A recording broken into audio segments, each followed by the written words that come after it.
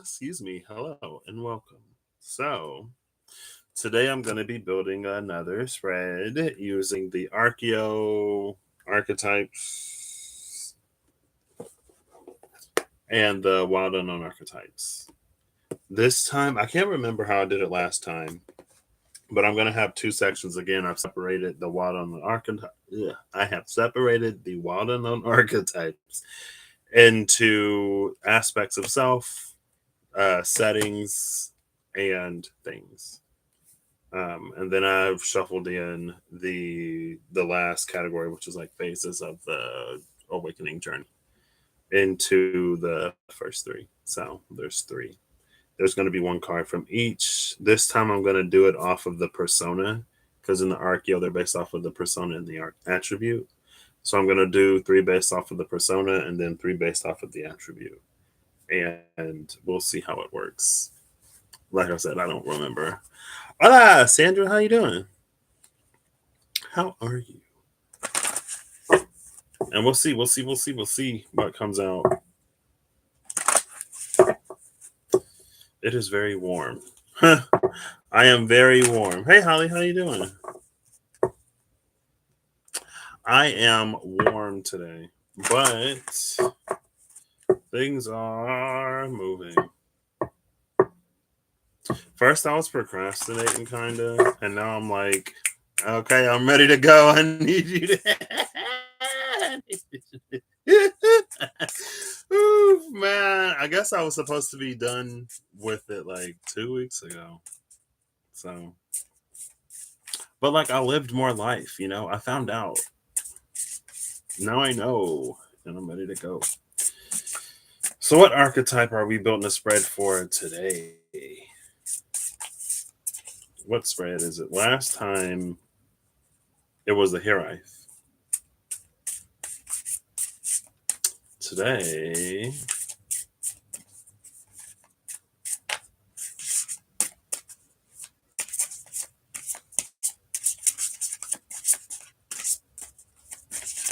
oh, it's two of them. I saw a bird. I think it was the falcon. Oh, there we go. Oh, it's face down. Is it the lion? Is lion? Yep, it is.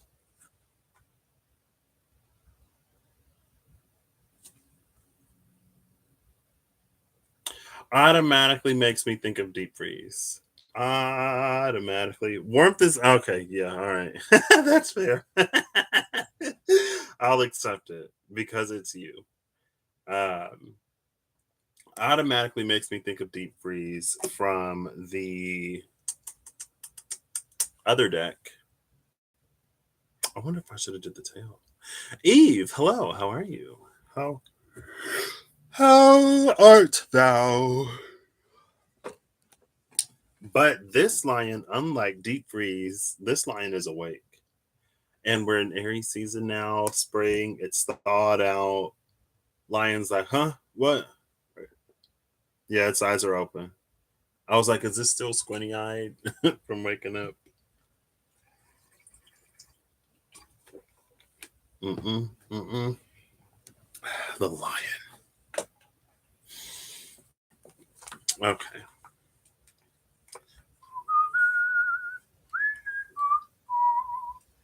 One. The lion. It's just lion. It's not the lion. Sorry. I don't own the rights to that song. I don't want Disney to come for me. Disney gonna come for my whole channel. Wee.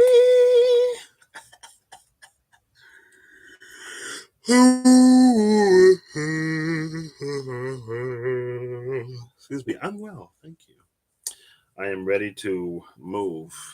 I am ready for things to resume. Oh, look. Bottom of the deck. Again, 1874. Green Man was at the bottom of the deck last time. I'm pretty sure Green Man was at the bottom of the deck, right? I remember Green Man made an appearance. Pretty sure Green Man was at the bottom of the deck. Why not, Green Man? So I'm gonna bust out the book.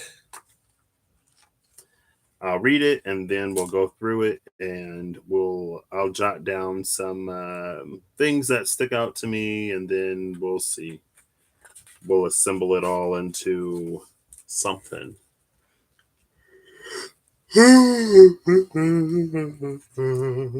Excuse me.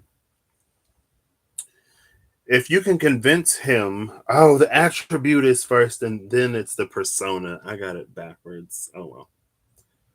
If you can convince him to be with you, you will also learn to temper your spurious inclinations. And if circumstances demand it, you'll be able to call upon his massive strength and ferocity. But he's not your pet.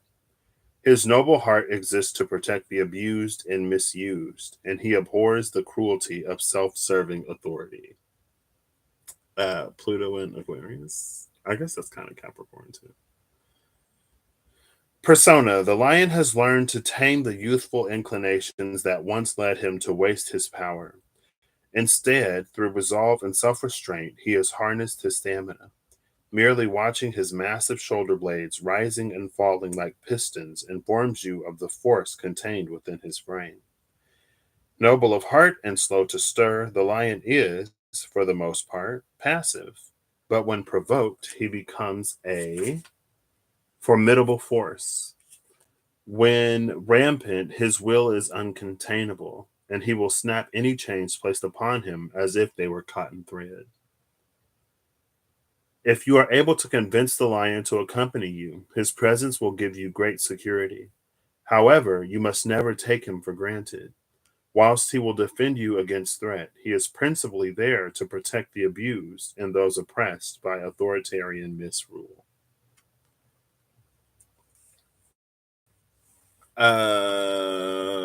Okay. Well, primrose weeds. Mulberries.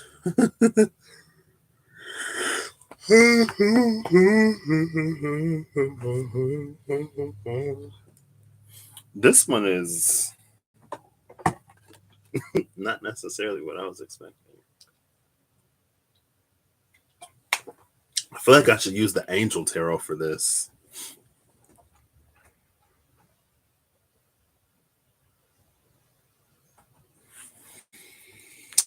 So now I gotta make notes. Noble of heart, which is easy. Of heart. Protector. Oh wait, I'll try to separate them. We'll see.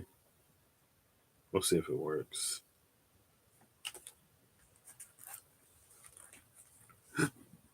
So, convincing the lion sounds like. Is that stankness? Maybe it's not stankness.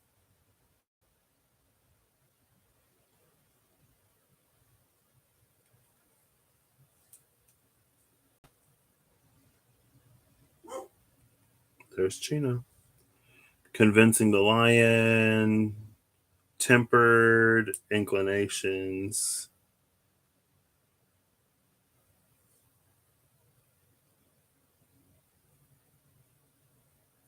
And this is the attribute.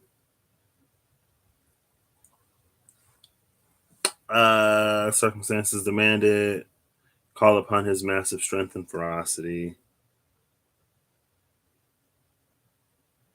Massive strength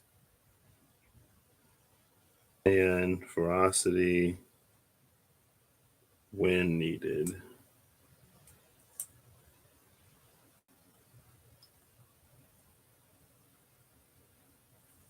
He's not a pet. His noble heart exists to protect the abuse and misuse.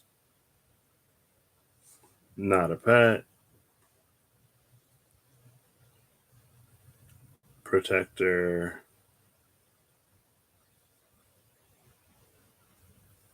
of abused and misused.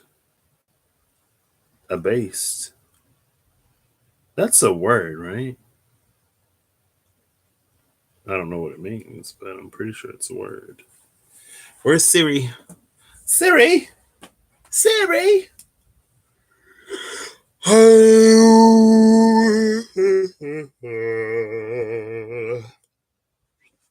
I was on YouTube the other day and I looked up a bunch of bird calls. It was like 25 common bird calls. I was like, oh, maybe I'll find a new one today. Confirmed the mourning dove. The blue jay was on there. I think there might be like woodpeckers out at the cemetery, maybe. But besides that, I'm like, oh, okay. I wish there was like an app where you could record a bird call and then just put it into the app and they tell you what bird it is. I have a friend who his undergrad was in like ornithology or something like that. So if I can take a picture of a bird, I just send it to him and I'll be like, what is this? The lion has learned to tame the youthful inclinations that once led him to waste his power. So, tamed inclinations. I'm starting to sweat. Gained power.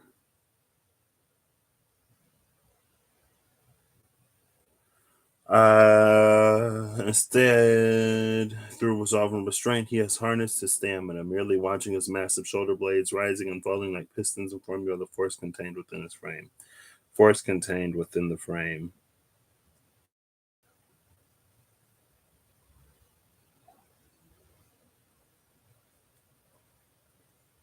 Then the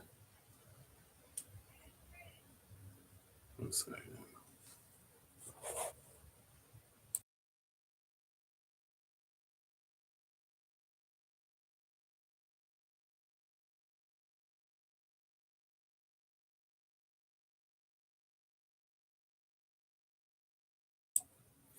I'm back. Noble of heart and slow to stir, the lion is for the most part passive, but when provoked, he becomes a formidable force. I feel like that passivity, let's say passive stance. I feel like that's important.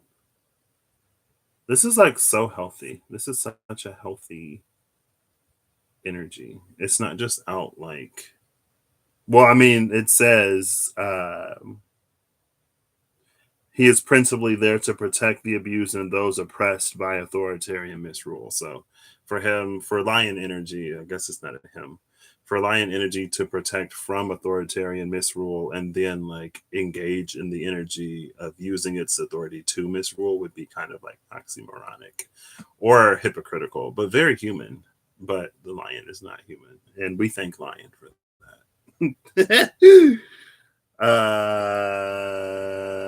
When rampant, his will is uncontainable, and he will snap any chains placed upon him as if they were cotton thread. Uncontainable will. I'll do another arrow. Passive stance to uncontainable will.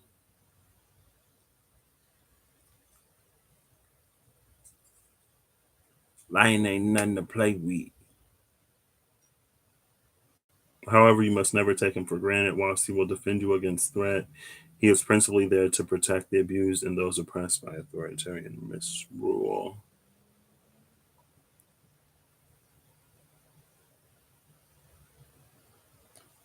Against threat.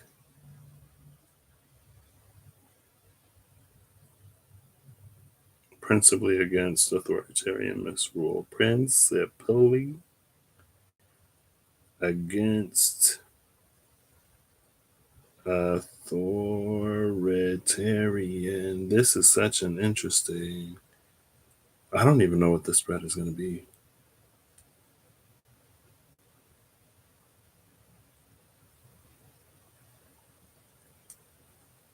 But I guess we'll just go with it. And we'll keep flowing with it. Ariel, hello. Excuse me. Can you tell I'm like ready to sleep?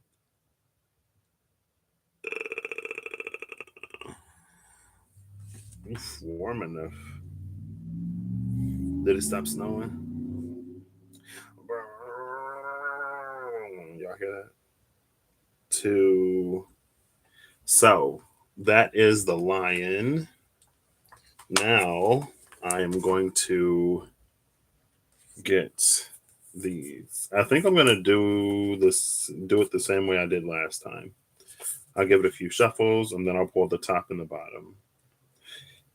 Since I wrote it mixed up, the top is the persona, the bottom is the attribute.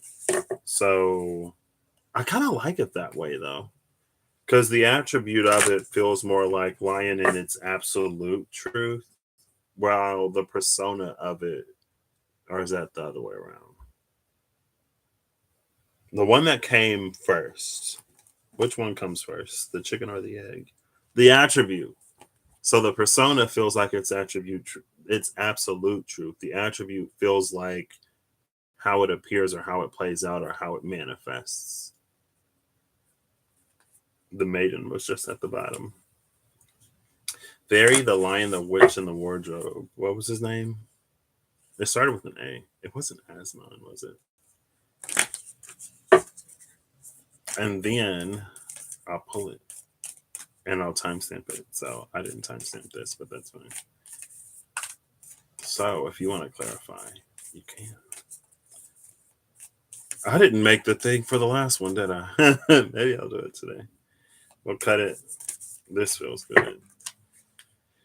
So the archetype of self for the persona is the sustainer. This is interesting because the sustainer, this was what was unreachable in the Hierarchy.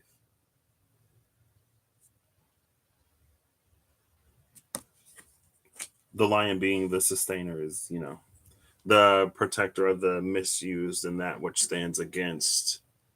Did I say the protector of the abused and misused, that which stands against authoritarian misrule? Being the sustainer, like the maintainer of things, makes sense. The attribute of the lion is the queen. What? I've been saying he, but this lion is a she. Sheesh. The lover is under that. Interesting.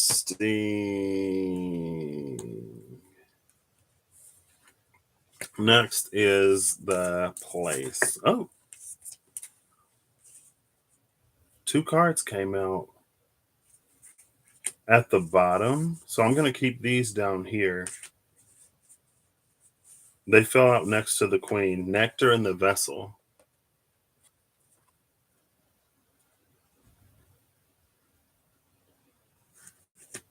And then I'll pull off the top for this one. It's the mirror. The mirror came out last time. So the mirror is with the sustainer. So far, the persona of the lion is integrating a lot, or is integrating a lot. We'll see. It's pulling out cards, at least at the Hierarchy, like pulled out. And the green man is at the bottom of the deck again. So I guess it's not too preposterous to think that these two may actually be related. This may be a step 2 to the previous one. Maybe. We'll see. Now we'll get, where is this all going down?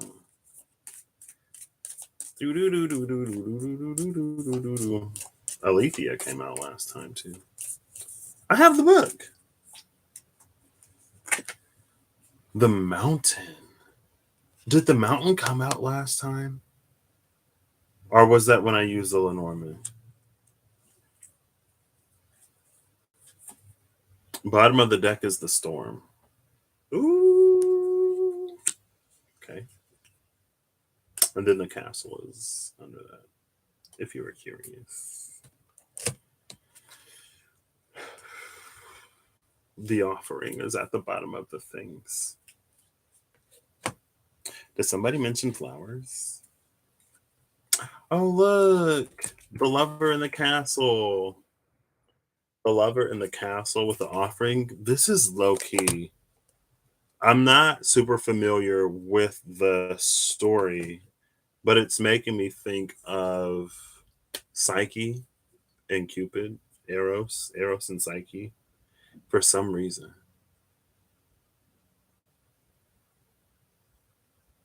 I don't know if there was a part where like she would be in the castle and Cupid would have a light, or if she tried to hold a light up to Cupid to see his face, but he was like, "Don't look at me.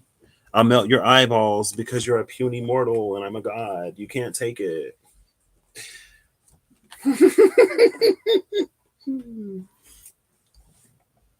Hey Steph, how you doing? So I am, yeah, Green Man is at the bottom of the deck, at the bottom of the Archeo again. So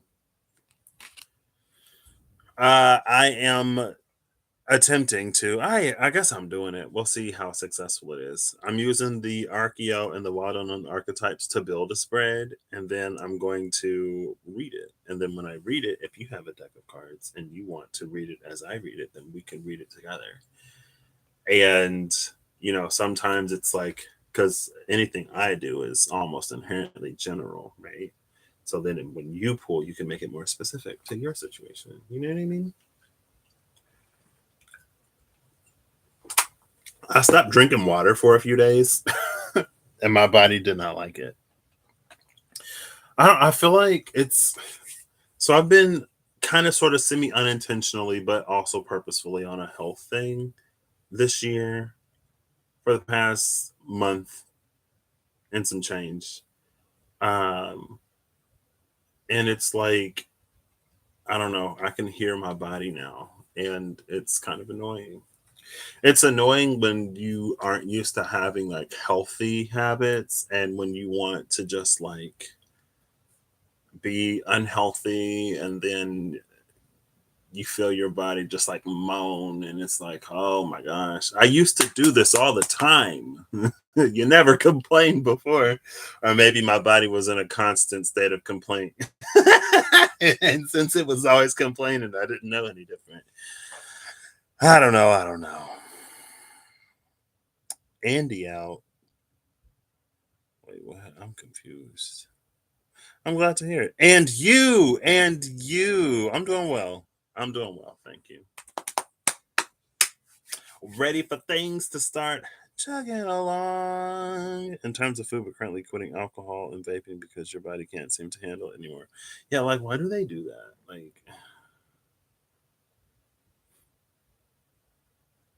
Like I don't even get fast food breakfast anymore, really. It's kind of sad. I mean, health wise, it probably isn't terrible, but I haven't been to McDonald's in so long.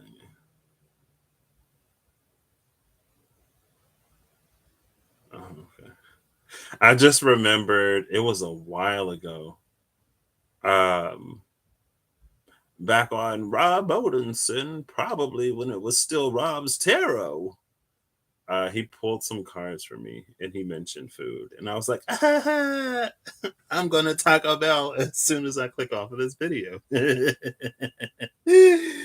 now here I am 10 years later. Wow, it only took me, a century, but I made it. Did you see that? Yeah, I missed my mouth. It's fine. It's fine. It's cool. It's whatever. It's fine. It's cool. It's whatever. I know. It's sad. I wish my body would just like get a little nostalgic. Be like, remember when we used to eat sugar, like copious amounts of it? Let's do that again.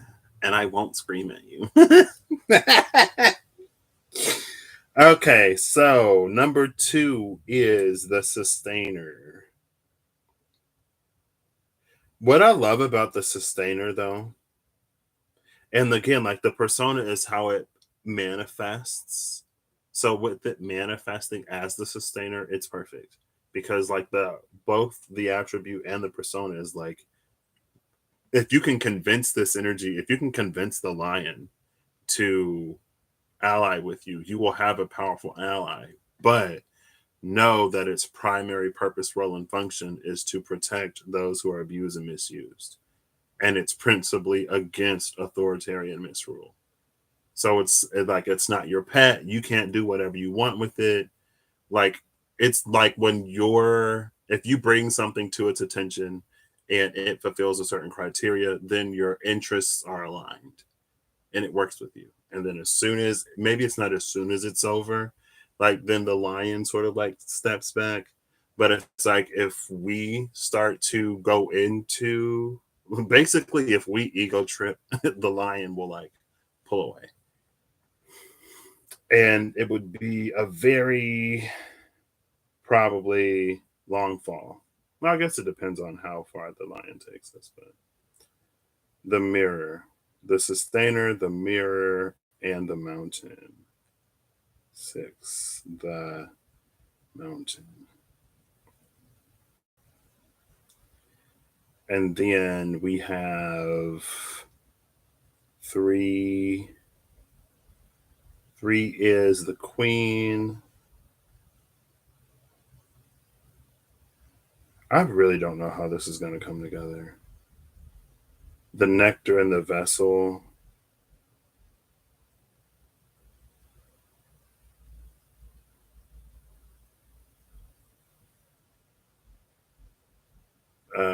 And then seven is the storm. Well, the storm is definitely that. What was it? When it's the uncontainable will that like breaks any chain or whatever. You're gonna shut it out to Easter candy. I wish I liked jelly beans and peeps and stuff like that more. Okay, so let's try to pull this together. I want a different color for this. We'll do blue. Is blue different enough? We'll do green. Oh, we'll do green. Lion, noble heart. It talked about the noble heart. One is the noble heart of the lion.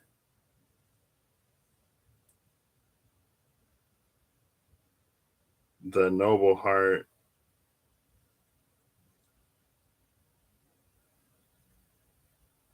Easy.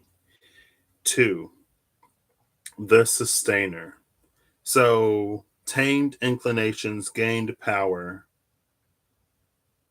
Maybe it's playing off of that as well. Is the sustainer like what? Maybe it's more that. I have the sustainer, the mirror, and the mountain. The mountain is definitely the tamed inclinations to gain power. It's the force contained within the frame. When its shoulder blades move, they look like pistons. That feels like mountainy, right? Isn't that a dude in Game of Thrones, the mountain? You melt chocolate and dip peeps in it?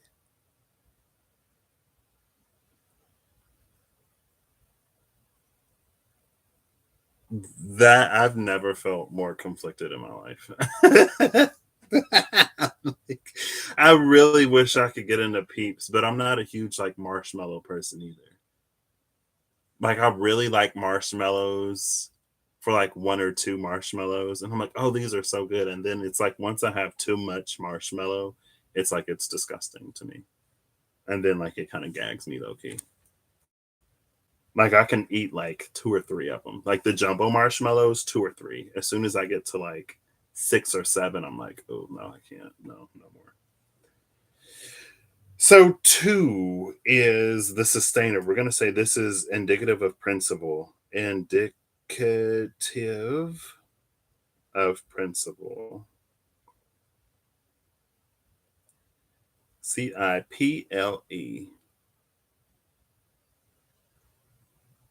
Right? I don't know. Four is the mirror.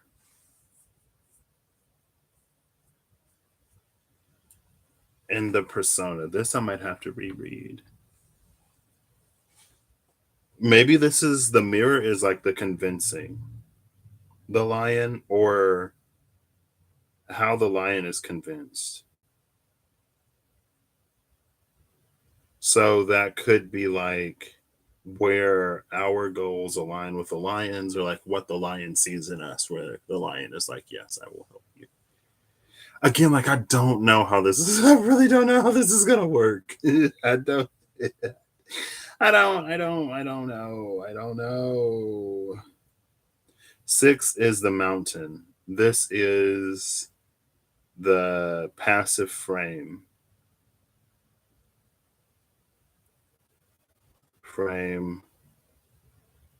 and composure.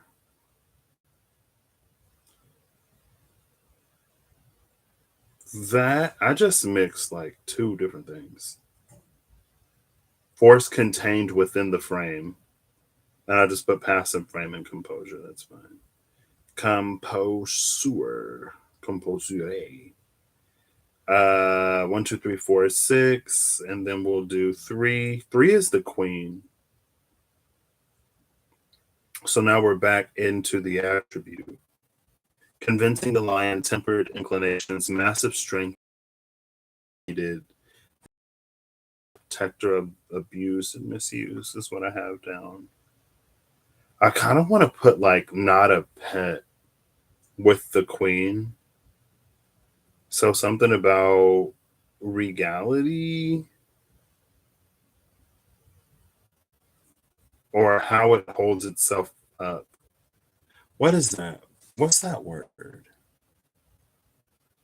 Egg-shaped marshmallow covered chocolate. The Peeps milk. Peeps Krispies. Oh my gosh. Dr. Pepper Peeps. Don't they have like a Peeps cereal or something like that? Peeps something wild. I saw that at Walmart. I was like, oh my gosh. Everybody's making cereal. They have like Crayola cereal. I think. I'm pretty sure that's an actual thing. Back when everybody and their mama was making cereal. They have like Lucky Charms oatmeal now. They have like cereal oatmeals.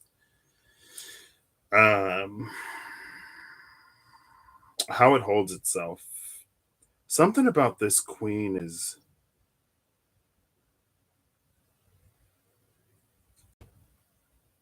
interesting, or like almost difficult to grasp.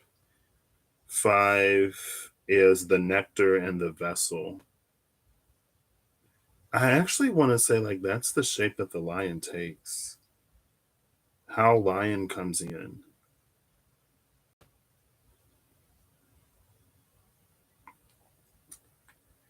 And then seven, the storm. Well, that is massive strength and ferocity when needed. So that's definitely the strength and ferocity.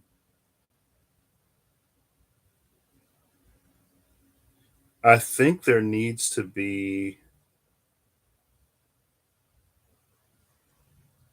um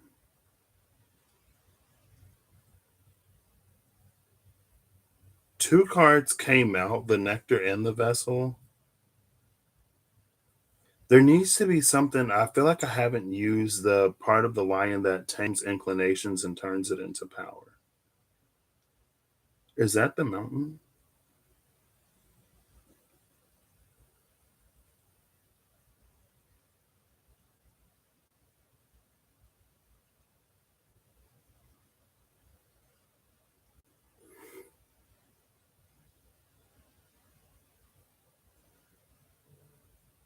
Because it's like mountain lion will help us in like tempering inclinations and turning it into strength. Like you like that. It feels like that. Like lion just does that. That's part of the like lion nature. But like active lion, it becomes like ferocious, and when it like goes and does something on our behalf, or encourages, empowers us to do whatever, especially when it comes to those who are misused, abused, and who suffer, or who are at the on authoritarian misrule. Definitely easier, but I guess that's it.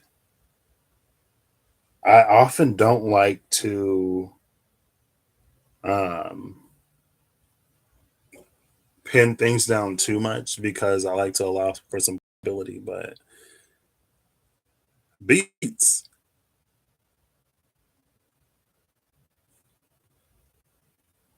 Your kids get some normal candy.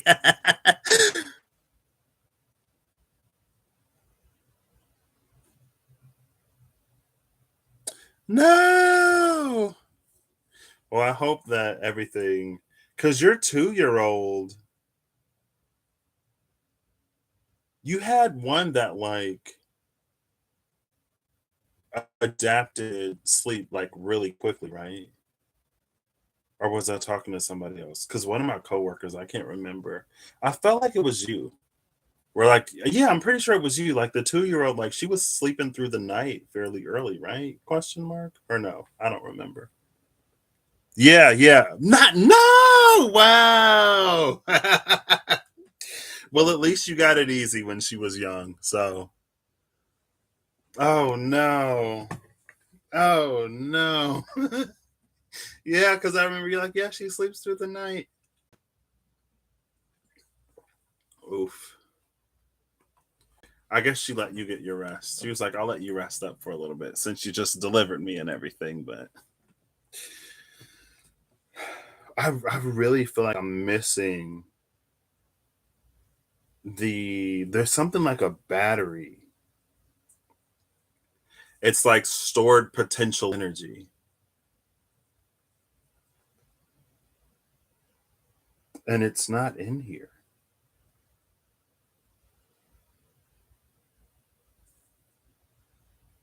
I love that like we have the mountain on one and then we have the storm on another one. It's like it's the mountain when it's passive, but then it turns into the storm when it's like it's time to do something. Maybe I'll put it on the mountain. Well, passive frame and composure, yeah. So that's basically like charging the battery. I'll put it in quotation marks. There we go. I kept feeling it on mountain. It feels like mountain holds a lot, honestly. Let's go. How long did it take me? Only took me 40 minutes. And now I'm ready to pull it. I'm ready to pull it. Play. And the energy is just intense at night. Oh, Pisces rising. I feel sorry for anyone who has a Pisces moon. Just because, like, with me being a Pisces sun, I can't imagine what it would be like if, like, that was my moon instead of my sun. Because I'm a Taurus moon, and I thank the heavens for my Taurus moon. I really do, even though it can be a bit much sometimes. I really love my Taurus moon. I have a friend, she's a Pisces sun and moon. And I'm just like, how are you not just a mess all the time? And then she'll be like, who says I'm not? I'm just like, I don't mind crying. I kind of like to cry low key because I love like emotion and stuff like that. But like I love to happy cry, or like if I'm watching a movie or something, cry. Like I don't love to be like, a decimated pile of emotional uh fecal matter. I don't know. But I'm just like, if that was me all the time, oh no, I wouldn't be able to do it. I think these all go together. Oh, look. Hold up. Hold up. Hold up. My brain can't. Give me a second. 68, 69, and 58. Okay. There's a 68, 69. The vessel in the mirror. I'm trying to like put these back where they go, and my brain is like not working. These are definitely both here. Those go there. These are both places, and they go here with the castle, and then here. Okay, there we go. Goodness. All right. Now, the question is, what deck am I going to use? This low key feels like an SKT, but like not like a Vitruvian SKT. Yeah, it feels like Vitruvian SKT, not like a Revelations SKT. Partially because I haven't used the Revelations enough, but like Vitruvian like goes there. I guess the Revelations does too, but you know.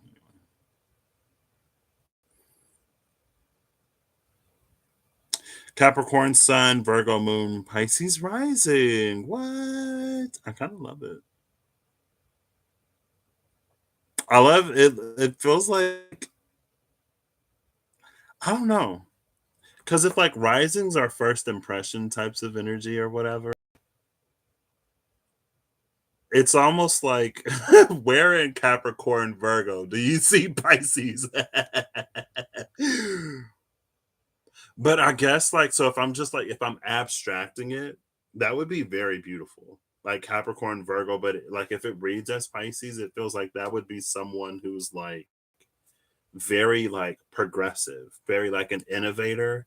Like they have a lot of big ideas, but they also like know how to get it done and accomplish it. And so in that Piscean way, it's almost like very good at making at like producing things, taking things from like idea to like a product. But if it reads as Pisces, like it's more like not like out there. You know what I mean? Is any of this making sense? Probably not. I don't know. Anyway, it's fine. I kind of love it. At first, I was like, "What?" But then I was like, "Oh," because if you read Pisces off of Capricorn and Virgo, like that's a powerhouse of a person. Anyway,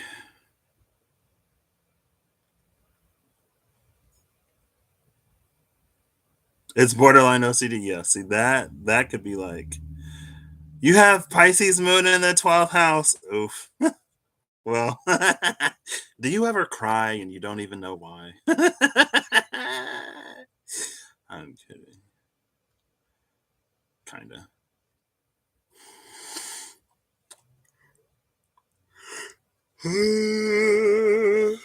What deck am I gonna use? Somebody's like, just go for it. Use the SKT. I'm like, did I use the SKT? No, I didn't use the SKT last time. Last time I used the in between tarot. I remember. Who am I gonna use today? I could use the Ravenous and Dracon because I could be like Dracon is the lion and Ravenous is us. Is this all about the lion or is it about us and the lion? I don't know. All your kids have kind of intense charts. It's true. Not anymore though. Much. Oof. Yeah. I'm so glad that I wasn't born. I guess it would have to be like 24 hours earlier. Like, I can't even imagine being a 12th house moon.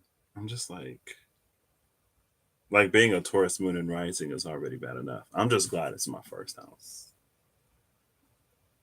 But that probably like doesn't like you could I feel like being a first house Taurus moon and rising, you could tell that my moon is in Taurus.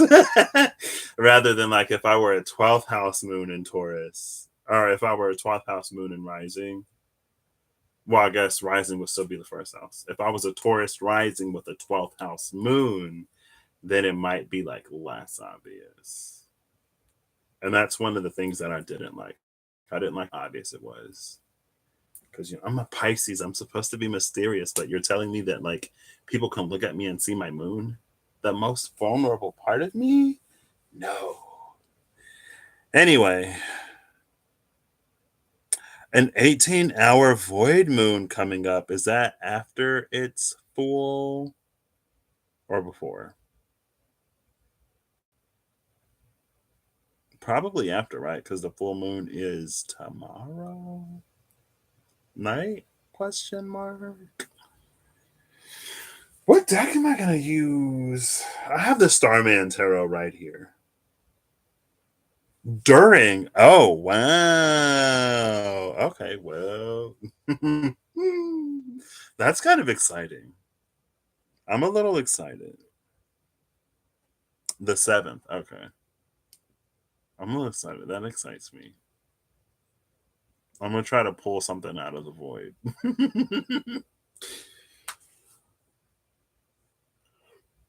I kind of want to use the Starman Tarot, but I also hate that idea because it's the Starman Tarot. Goodness. Should I just go for it? No. I used the Starman recently. I actually, yeah. No, I just pulled a card. I pulled a card and I read it out of the book, and it was the Ten of Wands, and that's all I did with it. What deck should I use? So I'm gonna give y'all options, okay? Full at midnight, then goes void. So it's like the moon goes full at midnight and then it just vanishes in thin air. So I had the Dungeons and Dragons. I'm just going to show you all the decks I have right here. So all the decks that I just used, which is the Mystical Medley, the Starman Tarot, Ravenous and Dracon. I have the Tarot of the Abyss, the Tarot Nefertari, Witch's Tarot. This is the deck I wanted to use. I forgot. I have the Stranger Things Tarot. I got the Tarot of Legends. I have the In Between again. I have the Next World Tarot, which I kind of don't want to use for this. And then the In Between Tarot. Did I already mention the In Between Tarot?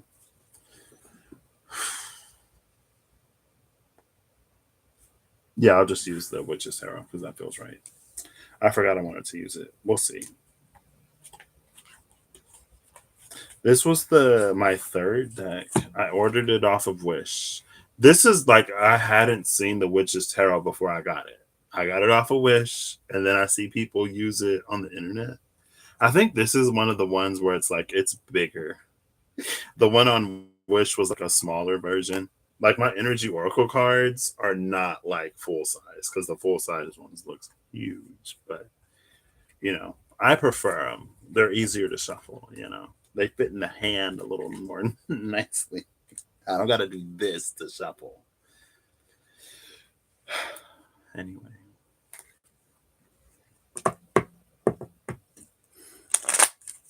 Just don't start anything. You want to mount anything. You read somewhere that void moons are good for self-care days.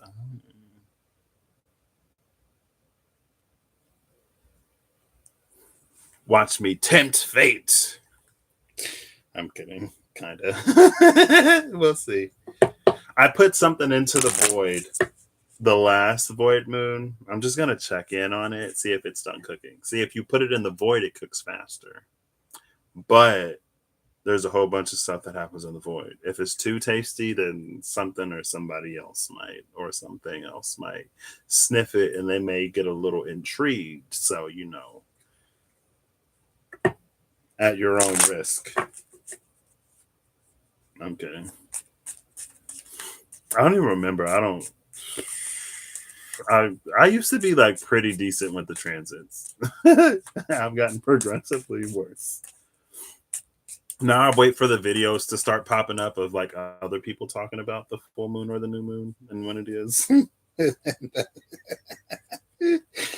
Oh, Ace of Cups and the Seven of Pentacles at the cut.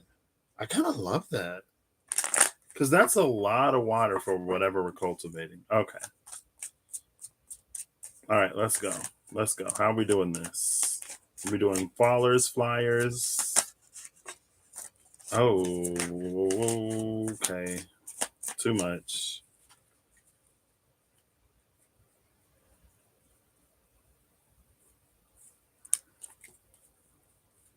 I literally just saw the Hermit.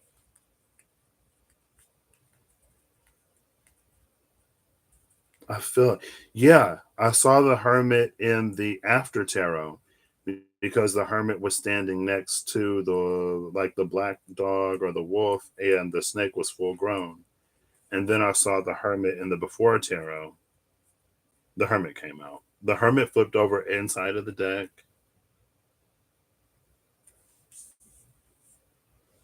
Interesting. Okay. Bottom of the deck is the Wheel of the Year, the Wheel of Fortune, which is about changes.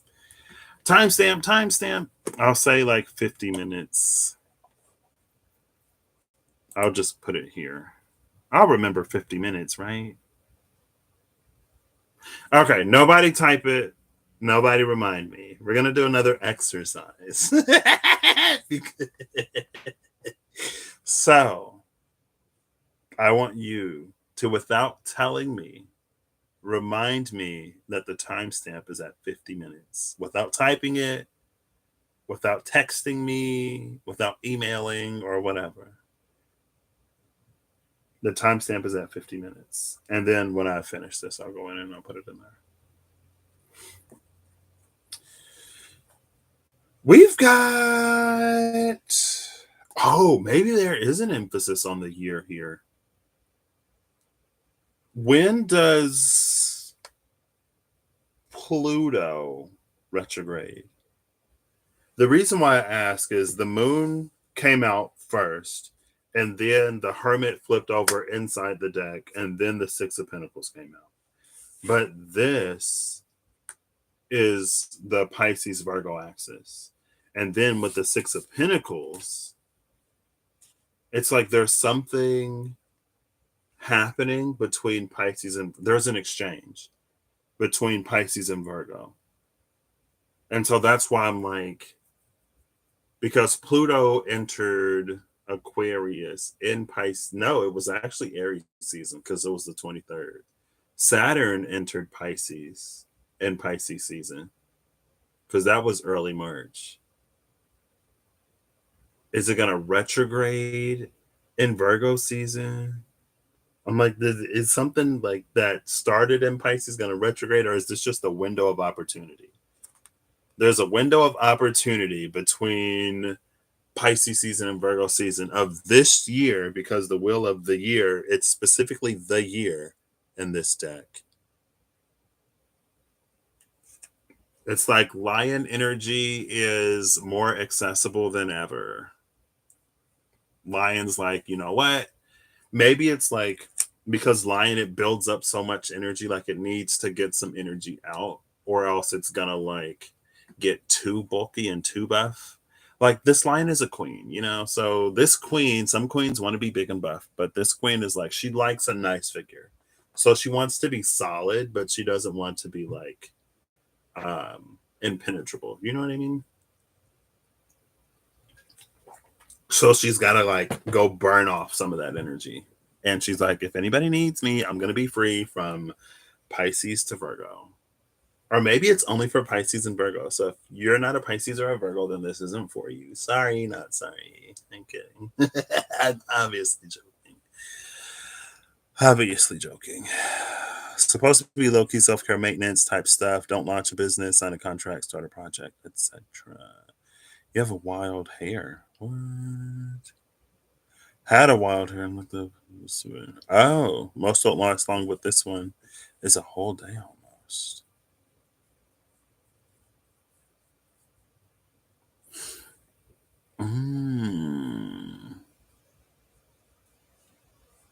Oh, if you're asking me, I don't know. I was literally kidding. I was kidding. I was joking. I don't know anything about pretty much anything.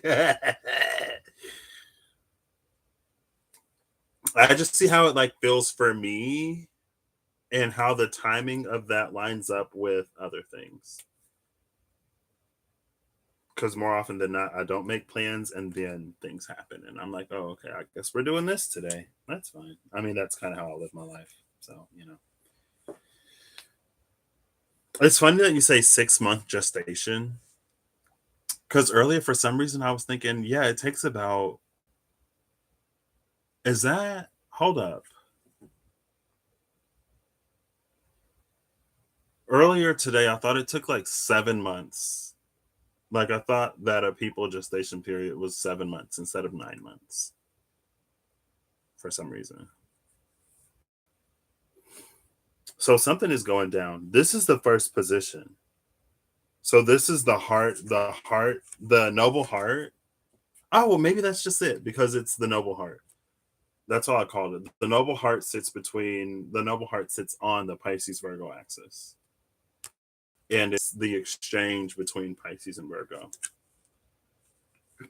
I mean, honestly, this is just like the exchange of the ethereal, immaterial, and the material, substantial. It's like there's the realm of invisible things, and then there's the realm of materialized things, and this is how things like transit back and forth. And I guess we're talking about life too, because I feel like that would be the only thing that makes sense to transit from the material to the immaterial. You know what I mean? Because it's like it's not like, or maybe that's not true. You know, that missing sock that you lost in the wash, it's in the ethers now. Virgo gave it to Pisces. Is like, here you go. Here's a sock. um, Not the camera blur. Come back. Come back. So that was one. From here, I'm going to pull the top off the top and the bottom off the bottom, since that's how I have this separated. Since I already looked at the bottom of the deck, I'm going to give it another shuffle. That's why. You're really not going to focus. Okay, that's fine. All right. We'll give you a few shuffles. Oh, no. Stay. Ah! It flipped over. Who is it? Huh.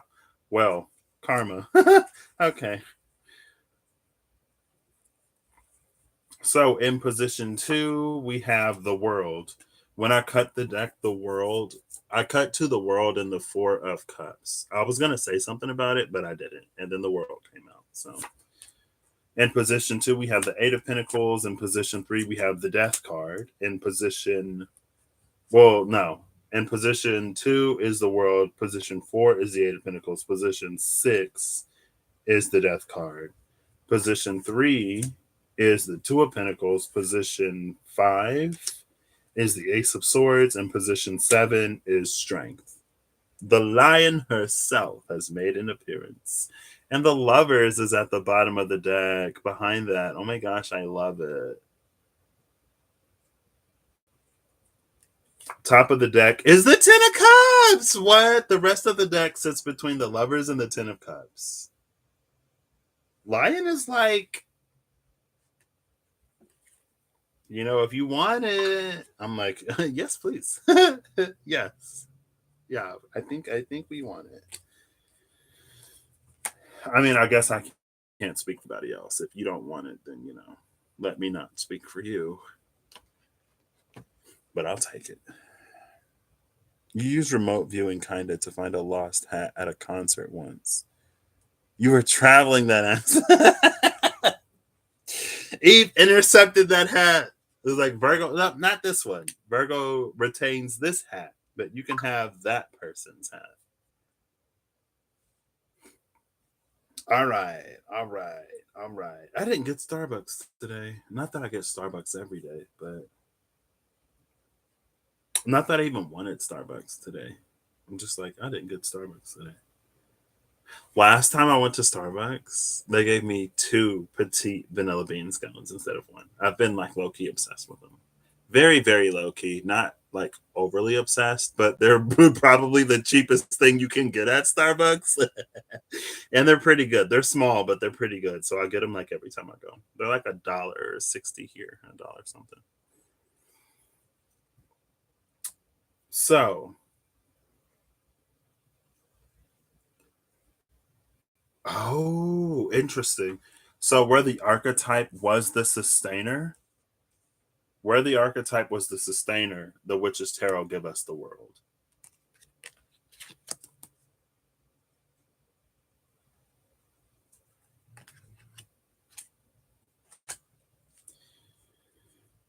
Somebody already reminded me that it's at 50 minutes. You're supposed to remind me when I'm done. Hey David, how you doing?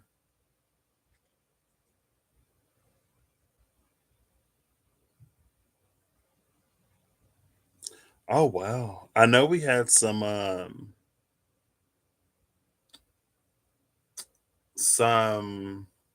I think not too far from here. It was like a whole bunch of them have been like landing and wreaking havoc between the cold and the warm and everything else. It was your boyfriend's? Oh, I'm sure he appreciated it. Everyone else is like, that's not fair. We're not dating a Virgo that can reach into the ether and intercept our items. So, in the position of the sustainer is the world. The Eight of Pentacles is the mirror. So, this is automatically saying you'll get out of the lion. It's almost like don't expect to get anything out of the lion that you're not to the lion. The mountain is death, but this almost like because the mountain was like passive frame composure, that was charging the battery.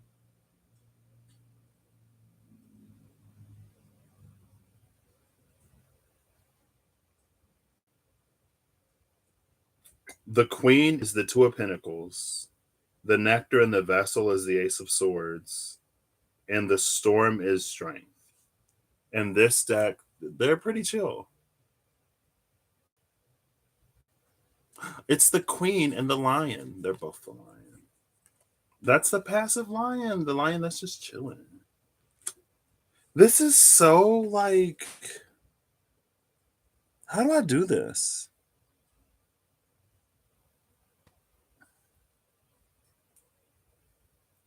So like the way I wrote down first I came up with like how I wanted to do it. And I knew I wanted to do 3 for the attribute and 3 for the persona. But I put the persona above the attribute because I thought that the book would give the persona first. I had a thought that that's not right, but I dismissed it. I opened the book, I find out it isn't right. And so like on here you can see they're flipped because I did this part first. So persona attribute, but then in the book it was the attribute and then the persona. Like it feels like what came out. The only thing that feels right in the top is the sustainer being the world. But the sustainer could also be the Two of Pentacles, the one that maintains balance. This is literally the Pisces Virgo axis. um, because the storm, like it feels like it would make sense for the storm to be death. And it would make sense for the mountain to be this strength card, right?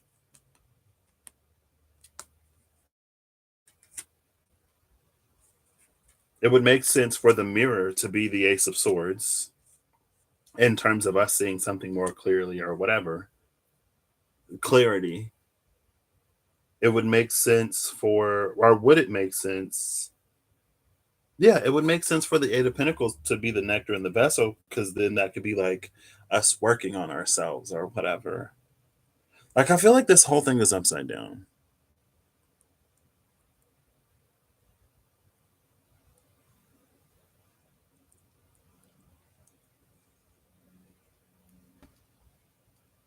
Oh my gosh.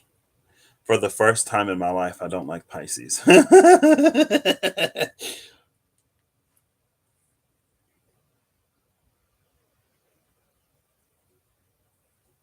See, I think that's why it's like Karma came out, by the way, which is a solar eclipse. It came out on the last shuffle. When this came out, I was like, okay, I'll just pull here because it fell out of the deck.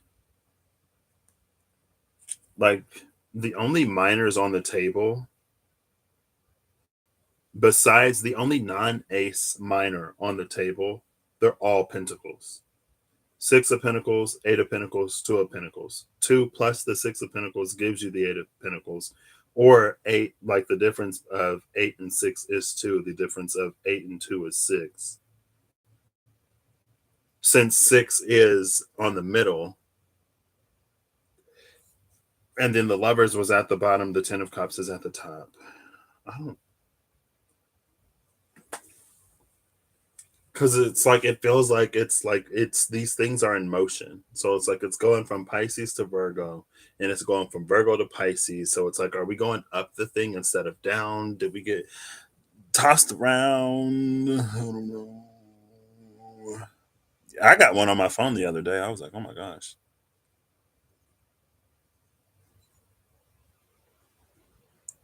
There's a flock of seagulls making noise.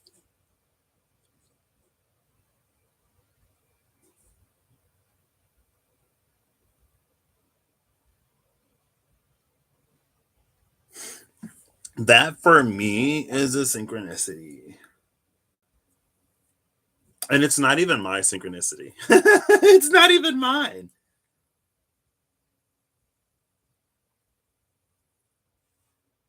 I can't remember. I think it was talked about. There was a dream of seagulls. I'm pretty sure. Oh, okay. This is beyond me, by the way.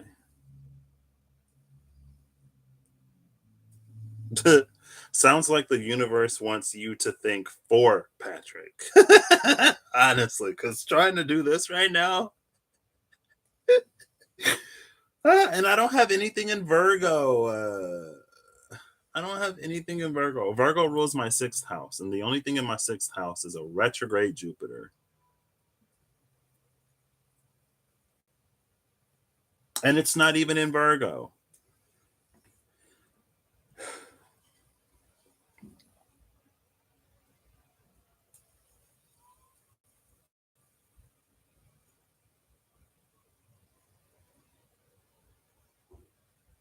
What did I say? Pluto. When does Pluto? I don't have my other phone. Hey Siri, where are you? I literally just had it before I went live. It's fine. I can use my iPad.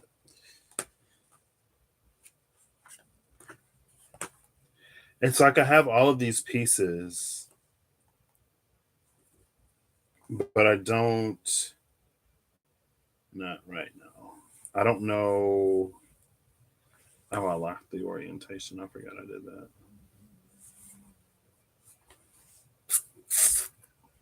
I'm gonna cheat by. I just want to know when Pluto goes retrograde, and you should be able to tell me. Why am I all the way back there?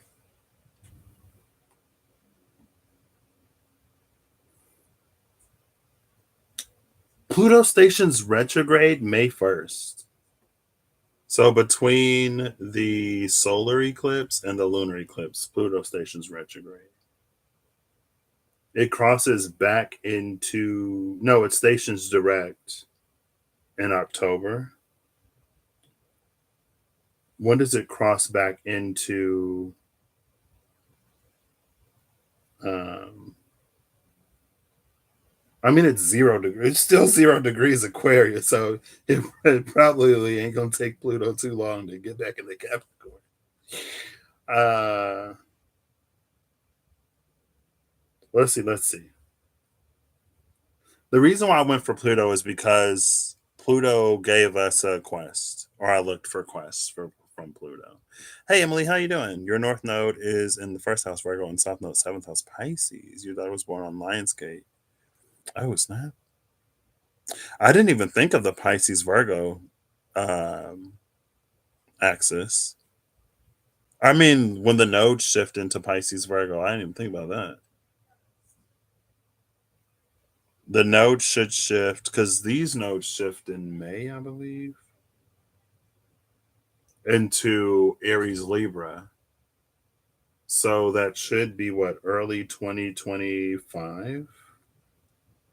January 2025. Let's go here. North Node on January 4th, 2025. North Node will be in Aries at 0 degrees. Look at me.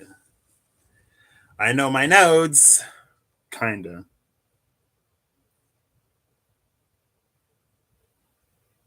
Chiron is still going to be in Aries when the North Node transits. That's Aries. Yeah, 0 degrees Aries. It retrogrades. The nodes go through the chart retrograde. So, like a few days after that, it should be in Pisces. We're still going back. So on January 14th, it's 2922 Pisces. On January 13th, it's 2941. January 11th, it's 004 Aries. So on the 12th, between the 11th, between January 11th and 12th, the North Node will transit into Pisces, and then the South Node will be in Virgo. Uranus will be retrograde in Taurus. Jupiter will be retrograde in Gemini. Mars will be retrograde in Cancer. The moon will be in Cancer, trining the North Node, sextiling the South Node. The sun will be in Capricorn at 23 degrees, which means that it will be. Somebody was at 23. It will be trining exactly Uranus and Taurus. So the sun and Uranus will be trining each other when the node shifts. Pluto is in Aquarius, 1 degree. Saturn is 15 Pisces, Neptune 27 Pisces. And then, okay. So the North Node is going to hit Neptune pretty quickly because it's going to be later, Pisces.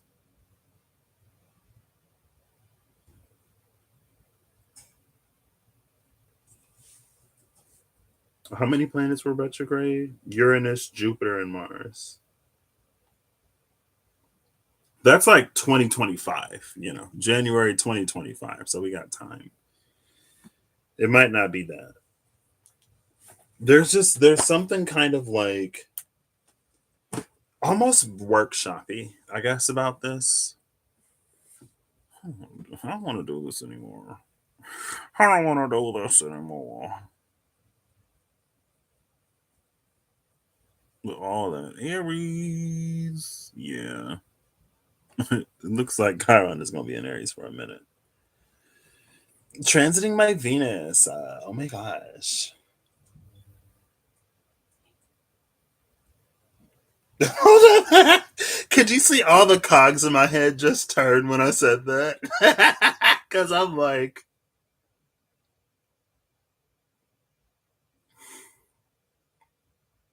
didn't I know?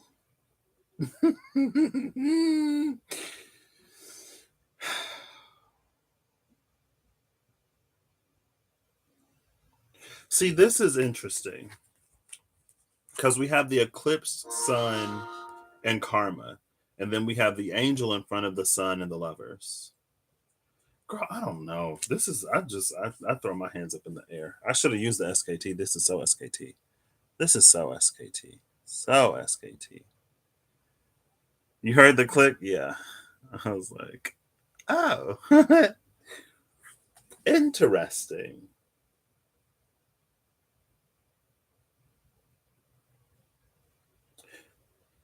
So let's just read it. I'm going to do my best to stop being overwhelmed and just use what I wrote.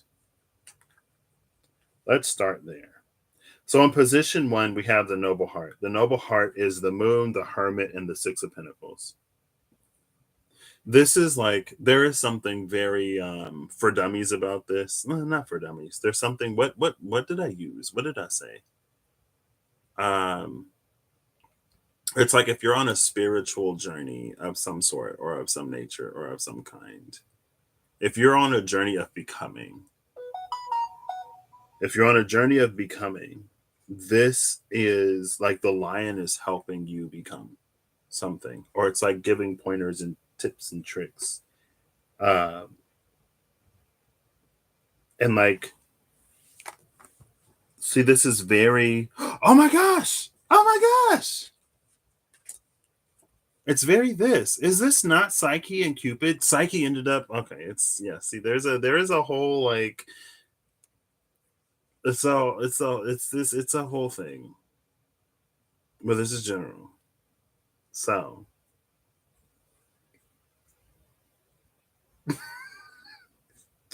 this is very like so the energies here. It's like Inanna Ishtar and Psyche and Cupid. Psyche ends up basically becoming a goddess so that she can be with Cupid. So she becomes a god s a god. She becomes a god. Inanna becomes Ishtar when she like reascends from the underworld, transiting like this Virgo Pisces. And like, cause it was the castle, like somebody holding up the light. I mean, both of these two are holding up a light. And I think like Psyche tried to hold up the light to Cupid to see him, but he was like, don't. Cause I don't remember if like somebody was talking to her, like, you don't even know this man, and you say you love him or whatever. You ain't even seen his face. And then like she listened to it and she was like, you know what, you're right. Like I haven't. And she almost messed up. Maybe she did like I said, I can't fully remember the story. But they're both like holding out a light. This one feels like the lion. This one feels like us. Like it feels like the lion is guiding us or walking us through a process. But there are things that we pick up along the way. The emperor is at the bottom of the deck under the wheel. Oh, here it is. No! What happened? It's the Three of Pentacles now. I mean, that's still, yeah, it's a collaborative effort. When the Hermit, when these cards came out, the Wheel of Fortune was at the bottom of the deck, the Wheel of the Year, and the Emperor was behind it. And when I saw the Emperor, it made me think like that's the first thing. It wasn't the first thing. When I read Pisces into Aries, the first thing Aries season brought out was the Keeper. I think the Keeper was clarified by that. This is the same thing. I think the Keeper was clarified by the Emperor and the Eight of Wands. And there was the energy of like with the Eight of Wands, it was the Archer and Athena on the same page. It's like working together with that divine energy. And it's like really moving things forward. Well, it's like the lion is basically doing the same, more or less. More so, more, but it could be less. Which is why I guess the mirror is the Eight of Pentacles. We'll get out of it whatever we put into it, but it's like our input, our efforts will be matched so that we actually get more out of it than we put into it. But if we don't put enough into it, then because like the mountain is death. So it's like it's going to help us to do something, but at the end of the day, there's still something that like we have to face. Death can't be faced on our behalf. Like lion can't do that for us. And this is so like I feel like this is why when I was building the spread, like I kept feeling like I'm not getting that like it helps us tame our inclinations and then turn that into power. Because the power, like I don't think the storm of the lion, I don't think the lion is going to face the storm for us. I don't think the lion can because the mountain is death. But the lion can like strengthen us and help us. If the lion doesn't fight our battle for us, then her default is to help us tame our inclinations. And I said that. The book said it too. So it's not going to like this isn't a fight that lion fights for us. It's a fight that lion helps us prepare for. With this, the levers at the bottom of the deck, the levers can be about decision making. It can be about choices. The Two of Pentacles is right here. This Two of Pentacles, she is that's the queen. The Two of Pentacles is the queen. This is interesting because it almost feels like, "Hey, Codes of Harmony, how you doing?" It almost feels like, did I say hi, Emily? If I didn't, I'm sorry. Hey, Emily, how are you? It almost feels like the lion is the one that's going to be giving out the thing. Or like lion energy is going to be behind us receiving whatever it is that we're going to receive. So like it's extremely beneficial. It's like if you are in a competition and there's one judge, or there's like a judge whose vote holds more weight or holds a lot of weight, and the judge like coaches you throughout the competition. It's like you're being aided by the evaluator, by the distributor of whatever.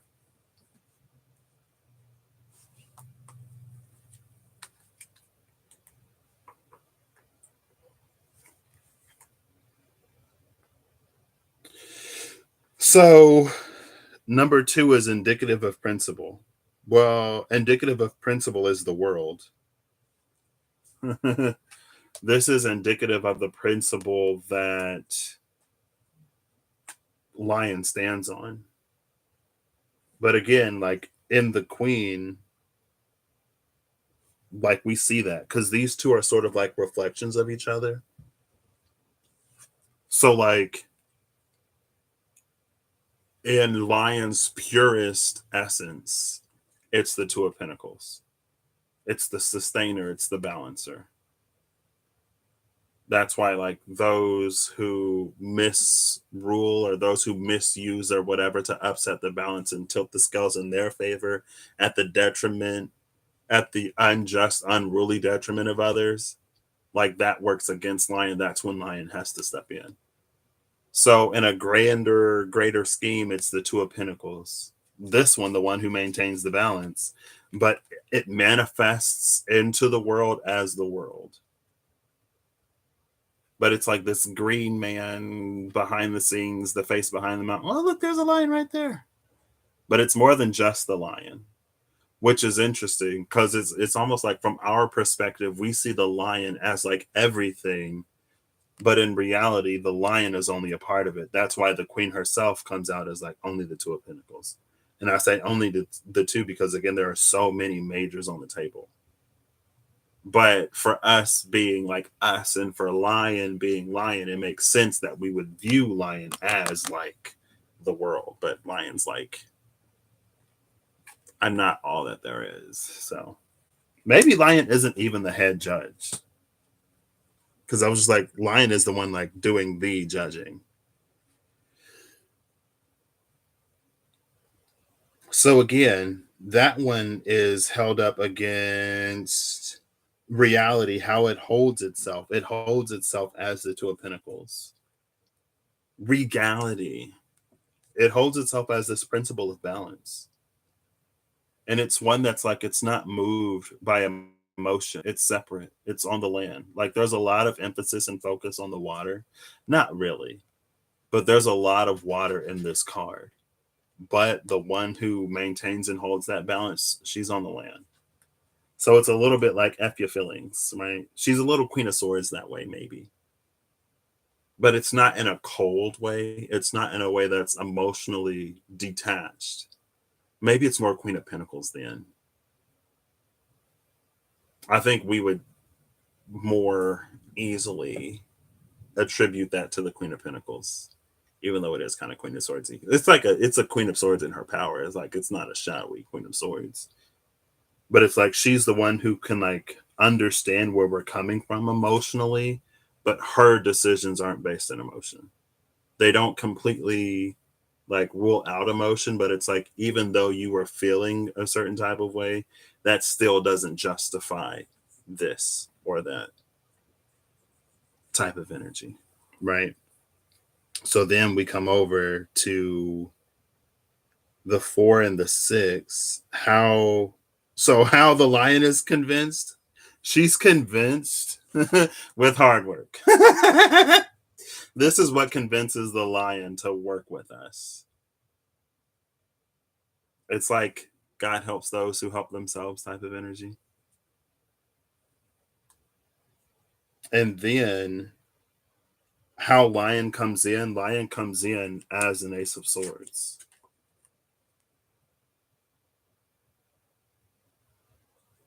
So this is like it fills in gaps in understanding. Because even if you are trained by a master, and even if you hone your own craft, there may be still yet some things that you never learn. And either it's because like we're so focused on the work that it's like we're so zoomed in on the work that we don't see the picture that's being completed overall. So like there's this greater movement and there's this greater harmonic that sort of like all of the things are set to, but we don't hear it. We only see like the individual pieces and we're working on aligning the pieces.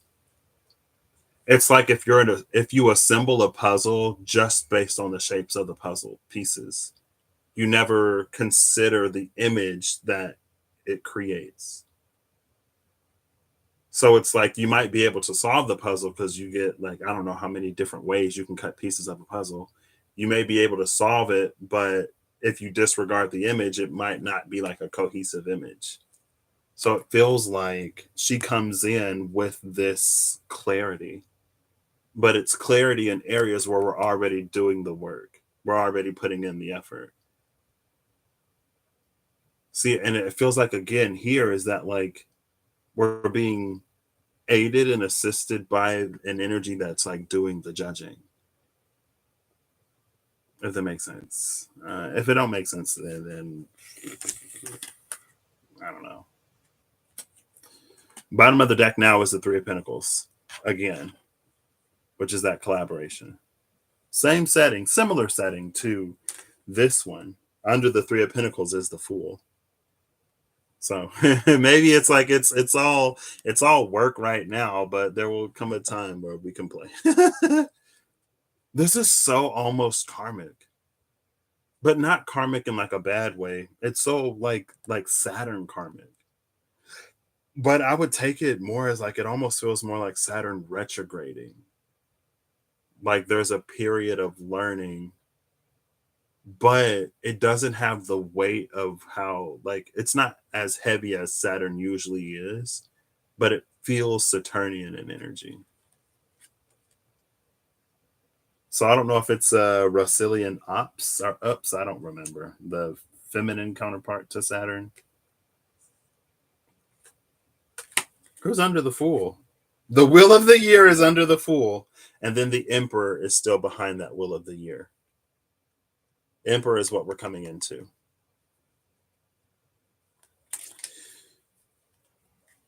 Okay. See, all I gotta do is I feel like I built the spread decently then. Okay. Because the spread is like when I was just looking at it, I'm like, oh my gosh, but it's like it's making sense. Thank you. I am just a receptacle. I'm a bin for the rubbish. I kid. So the passive frame, composure, and charging the battery is death.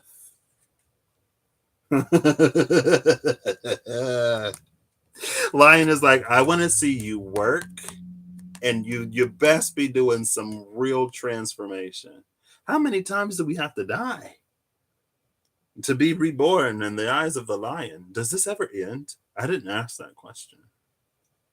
Do you get to like do you work with lion for the entirety of like Pisces to Virgo, and then it's like we go into Libra season and then lion is still there and lion's like, well, I didn't say it was just between Pisces and Virgo, and you never asked how long of a process this is. You just assumed because you saw the moon and the hermit and the Six of Pentacles that it'd be working between Pisces and Virgo.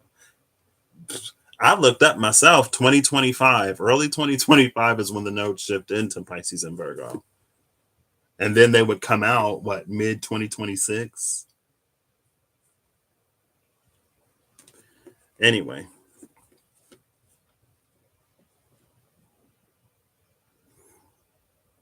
I mean, you don't have to do meanings. That's why I love cards that hold imagery too. I mean, I kind of use both. Sometimes it's I'm of the personal belief that like the divine communicates with us in ways that we'll understand. So I guess if tarot isn't one of those ways, then then it won't be. But even if you like, especially if you get a deck with imagery or something like that, if you don't know the meanings, then the divine will give you the images that communicate the messages rather than like the card number or whatever. But that's my personal view and belief. So it might not be true for everyone or anybody, you know. So the passive frame and composure is death. This is also, if we're talking about Saturn, this is also, it's like a delayed award or reward. Because the mountain is all about like what we do. It's basically the bodybuilding. And that's like the charging up the battery. This is where because in the attribute and in the persona, it mentioned like taming inclinations. So when we tame our inclinations, it gives us the power to do something else. It gives us the power to actually transform these things that we want to see transformed. And maybe it's linked to this as we continue to transform those things through the work that we're doing, then we discover more and more. And we learn so much to the point where we don't even need the lion anymore. Lion's like, you already did. You already handled everything that you needed to. This is Mulan. I've seen the theory that so in the movie Mulan, if you haven't seen it, it's been out for a minute. I am not a huge fan of people who are like, well, the movie's been out for 35 years, so if you haven't seen it, then oh well. Sometimes I feel like most of the time I'm just like, so it's not really a spoiler for the movie. I've seen a theory that when Mulan goes, and I think it was like the lion statue, when they Mushu, when Mushu goes to wake up, the like the lion of the ancestral spirits, when her ancestors are freaking out and they're like, get the lion, get the lion, get the because she's got to go out there and she's got to do some like she got to go save China. So she needs the most powerful ancestor that we got on, in the Rasta. And then Mushu goes and breaks the statue, and the ancestor never comes. And then Mushu goes and, is her guide. But there's a theory that, like, the spirit housed within that ancestral shrine gave Mulan, like, the courage and strength that she needed to go and do what she did. And I'm getting, like, goosebumps. I feel the tingles, like, up here heavy. Um, so that ancestor was present, but it wasn't present external to Mulan where it showed up and did everything for her. It came in and it helped her, encouraged her, strengthened her, empowered her to do what she needed to do to become who she needed to become to then save China. It wasn't done for her. And it's very this energy. Like by the time you do so much of this, and as I come in and bring you like give you more and more information, you won't even need me. And so then she's just she ain't doing nothing. She ain't doing that. She's just like sitting there.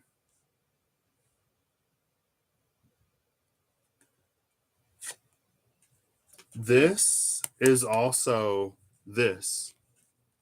These are the lights in the dark. It's this Ace of Swords as we're working. These Aces of Swords are the lights in the dark that help us move forward. I'm trying to do too much. Interesting. Now I'm putting cards back anywhere and everywhere.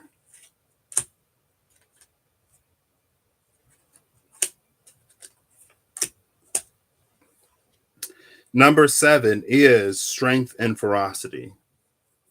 It's just the strength and ferocity. It's the power.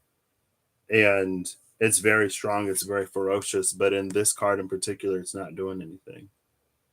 I want to look before and after the 7 of Wands, because the 7 of Wands in this deck in particular for me is minor strength. The Knight of Wands in this deck in particular, I don't think it's this deck in particular. It might be. The Knight of Wands can be my card of pre-strength, but I want to see where minor strength is. The Seven of Wands actually came out recently for somebody. It might have been Virgo. I don't know.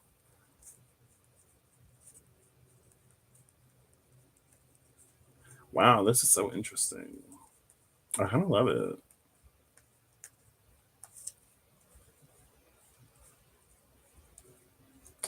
The Seven of Wands sits between Justice and the Five of Pentacles.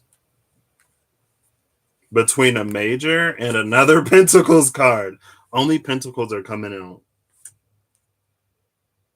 So it's the World, the Eight of Pentacles, Death, the Moon, the Hermit, Six of Pentacles, Ace of Swords, Strength, and the Two of Pentacles. The Ace of Swords is also here. And then we have another major and another Pentacles, Justice, and the Five of Pentacles.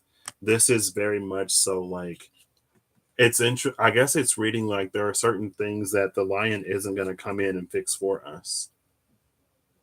It's for us to figure out and to work on as a collective global humanity when it comes to certain misuses of power. Because traditionally, the Five of Pentacles, it has like the two people outside of the church. So maybe it's like instead of them not having the humility to go and ask for help when they need it, maybe they're like refuse that help. And it's like the church literally exists, like biblically exists for that purpose and for that reason. The church doesn't exist to create some kind of status and elevate itself above others, above the very people that it seeks to like help. The church doesn't exist and to judge as if they are the all, to the point where they would refuse, or like when things become about money more so than about like what it's actually supposed to be about. And that's a human thing. Like people did that.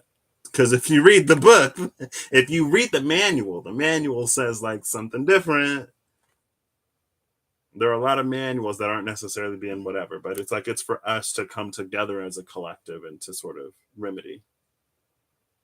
Because it's almost like it would do us no good for it to just be solved for us. Because then we'd end up in the situation again. Maybe not necessarily that, but there is a greater purpose and a greater reason behind it. So, with all that being said, if I had to try to like, so if you pull along, I still don't know what position one is.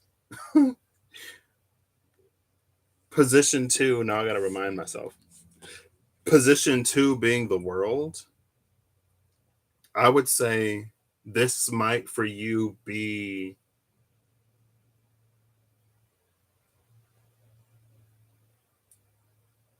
how you view the potential of lion energy.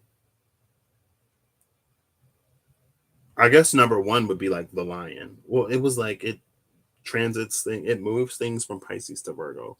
It moves things from the moon to the hermit. So if we take out Pisces and Virgo, the hermit is the one who goes on a journey of a spiritual journey or a journey of self-discovery. Most, if not all, most spiritual journeys include at least a decent amount of self-discovery. Um, oh, and then yeah, they help us on that journey. The Six of Pentacles. But the second one may be like what we see as the potential of lion energy in position two. Position four could be like what we're doing that brings this, that it's like what we're doing that attracts the lion to us, or it's still like how we're convincing the lion, but it's like actions that we're doing, or like changes in behavior, or like in our daily lives or something like that. It's a Virgo energy. um that's in position four. Again, like I did this like 2 4 6 1 5 7 3, so it doesn't go like 1 2 3 4 5 6 7. Um, but I guess I'll do it that way. So number two is like the greatest potential that we see of it, or how like we imagine lion coming in, and position three is like what the energy actually is. We have to keep in mind though that like this is what the lion is in its truth. So like this is what lion is where lion is. This isn't necessarily the truth of lion like on earth, or the truth of lion in like our lives. Because it's like, lion is already kind of sort of up there. So like in the entire hierarchy scheme of like up there, it might not be like up there, or it's more like it's a principality. Principalities and principles. It's almost like how some angel or heavenly divine beings will be like centered around a principality. Like gods and goddesses can be attributed to like childbirth and like artistry or whatever. It's kind of like that, like what it's attributed to lion energy. Then in position four, that was position four. Am I getting myself confused? No, because I went to four and then I decided to go down to three. In position four, again, like that's what you're doing. So it might be some way that you are bringing that principality into like your life, or some way that you are furthering, like how this is the Two of Pentacles, and I've been talking about health, right? And I've been talking about how I've inadvertently become a lot more serious than even I thought I would be, and continue to be, about my health. So the Two of Pentacles could be like, it can affect health in terms of like balance and stuff, but even just like my overall life. Then the Eight of Pentacles would be like me going to the gym more, me drinking more water more consistently, me eating better, me not doing whatever, me doing this. It's anything that I'm doing that is within that realm that the lion sits in the principle of, or as the head of the principle of, right? And then number five, being the nectar in the vessel, this could actually be how lion energy is assisting you. It's almost like the vessel is being filled with nectar. And there was something about these two cards. It's because of like the reddish orange and then the black and white. They almost feel like they're inverses of each other, or it feels like they play off of each other in some way. I just set them down and I was like, okay. But I think the vessel is being filled with nectar, or maybe the nectar is the stuff that's going like filling around the vessel, so it's becoming coated in nectar. That would be Ganymede, and Ganymede was another person who ended up being deified. I mean, Ganymede became deified to serve the gods Ambrosia. They're like, Ganymede's too pretty to be ephemeral. It's a beauty that needs to be eternal. So the only way for Ganymede to become eternal and young, unlike the other dude who was granted immunity, but they didn't stop him from aging. So Ganymede's pretty, so we need to maintain that. And then Ganymede becomes like deified. I'm pretty sure that's Ganymede. That's the water bearer, or the servant to the gods, the one that brings the ambrosia to the table when they're like, I'm thirsty. Um, so yeah, that would be position five. It's like what we're given to further us along, or to elevate that principle, or to embody that principle more, or to like exude that principle, to be that principle in our lives for other people, maybe, or for ourselves. Position six would be, I don't know if position six would bring in an energy. It's resolution. I don't know if it's like the rebirth part of death, or if it's the death part. So position 6 for you could be like,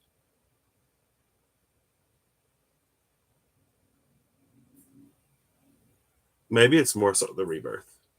It could be like how what you like look like at the end, or how your life is changed by the end of it, or it could be like what you're prepared to now be because you've concluded whatever you were working on, because you've incorporated that principle into your life so effectively that now it becomes like a tool in your toolkit, tool belt. It becomes a thing, a new nature for you to embody whenever you need it. So, like, let's say, for instance, you're working on throat chakra, courage, bravery, speaking, holding presence, and not shying away. And so that's what, like, your Two of Pentacles, Eight of Pentacles, it's kind of like this self empowerment. Maybe it comes in on that axis. And then your Death card might be like the Emperor, or it might be a king or queen. It could be the Empress, where it's like that's who you become when you are that more confident, whatever, when you can share and vocalize. Or it might be like that's what the environment becomes, type of energy. And then the final position, number 7, could be,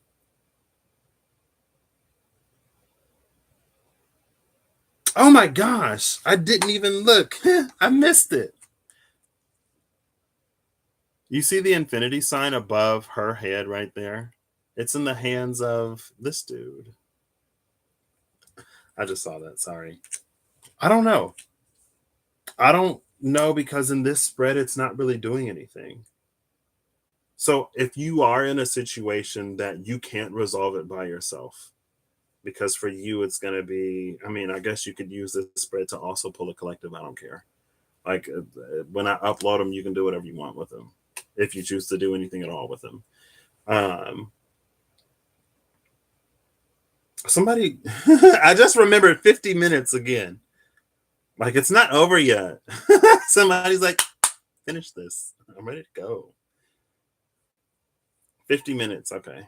Whoever is giving me consistent reminders, thank you. Or maybe 50 minutes is just like what, back to the beginning of this?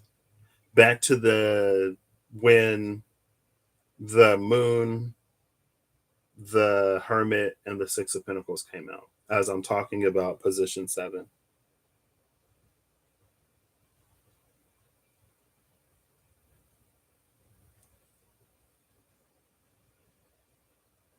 The first card that I saw was the moon.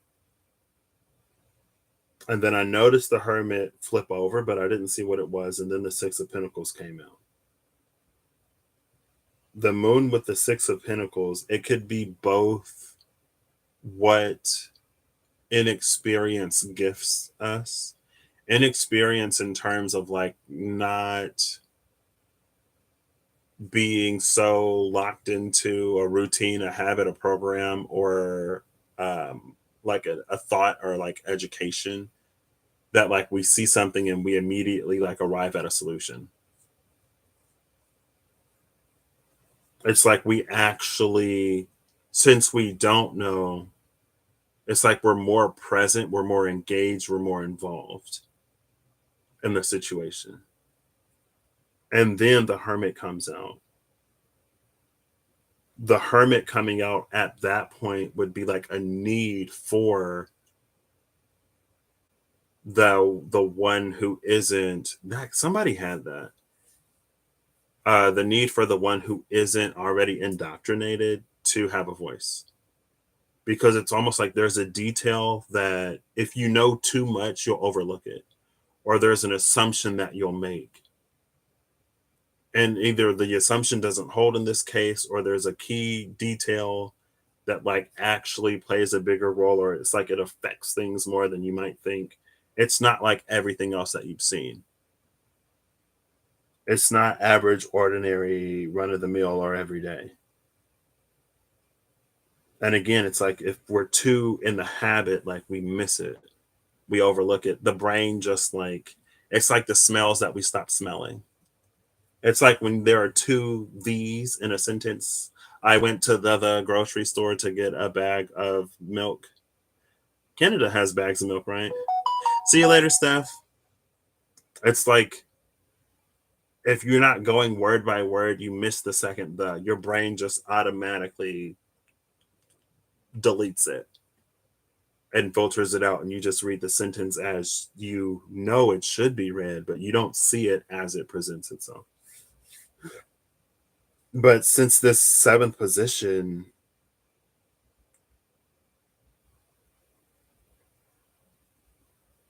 since it is the lion spread and it is a lion, maybe it could also be a message to you from the lion.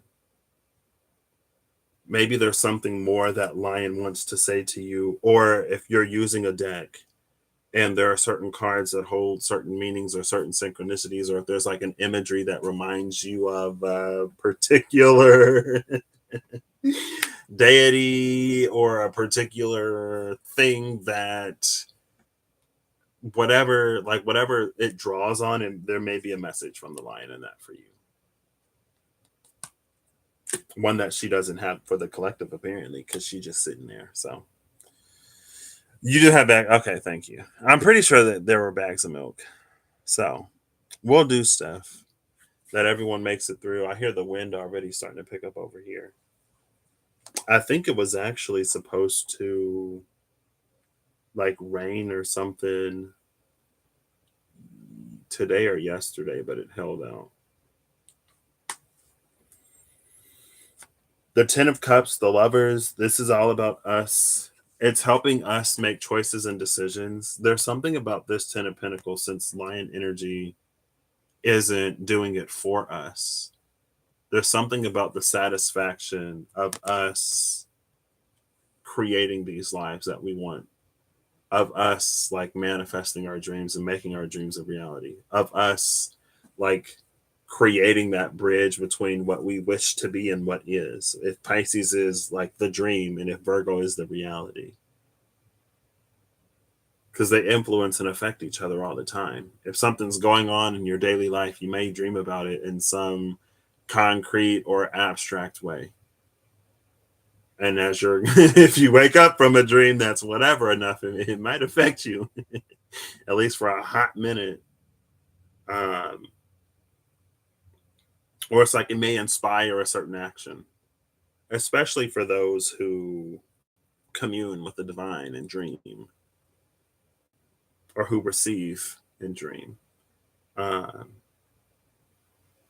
Maybe karma is here because, again, it's just that like it's an us thing. Karma is the consequence to an action. Karma isn't divine intervention or a divine retribution in this case, and in this sense at least. It's like the direct consequence to an action or a series of actions or a series of choices that we've made. And for some reason, it's important that we do this instead of it being done for us. Which is probably why the Eight of Pentacles gets the attention of the lion. Probably why, like, us doing the work, whatever the work entails. Like, that's not just, like, this isn't the Three of Wands. This isn't us, like, just waiting for something to come in and happen. And it is because, again, like, the lion is coming in with this Ace of Swords. So this is like, even if I don't know everything, I'm going to do something with the pieces that I do have. So maybe it's also to not wait until a certain point where we feel that we have all the information or we have all that we need, or until we feel that something is complete. It is a little like you have enough to get started at the very least. And whenever you run into a wall or hit a snag, lion will be there to help you.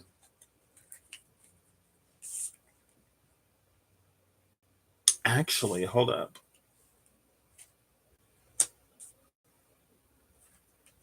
I'm going to try to remember where these were. Maybe that place, maybe this too could be justice sitting out. Like justice, like you're supposed to help me. You're supposed to rectify this situation. This is a response. Five of Pentacles. It's like, Spirit has abandoned me. I feel betrayed. Spirit's like, this is one of those DIY things. You got yourself into this mess, so do it yourself out of it. Sorry. Maybe not. I want to say, like, don't listen to Patrick. Listen to.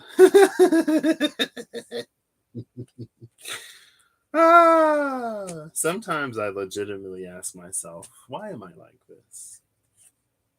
And then I go, I love me. The divine loves me. Everyone who loves me, and those who don't love me, and I'm not trying to win anybody over. So, I'm cool with the ones who love me. Not to say that I don't also do things to try to better myself, because I do. Well,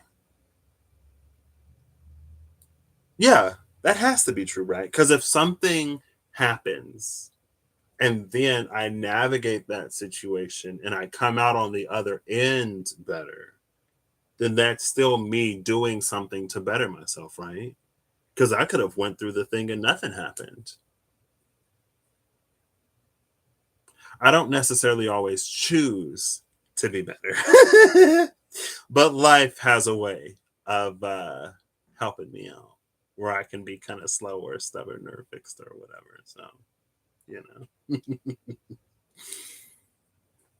I want a smaller deck. I want to. I don't know. I want to like put cards on top of it. Maybe I'll do it after the video. Maybe that'll be for me, and maybe I'll end this here. It's already been 2 hours. I might do that. So, well, it's mutual. It's appreciated. Um, Interesting. Again, there's something about the complete and total transformation. Um, the death card is here. Both Ganymede and Psyche ended up becoming gods. Like Ishtar ended up becoming even more so. Like Ishtar was already a goddess, and then she became a nana, and it's like even more so. Um, I kind of wanted to use an oracle deck too.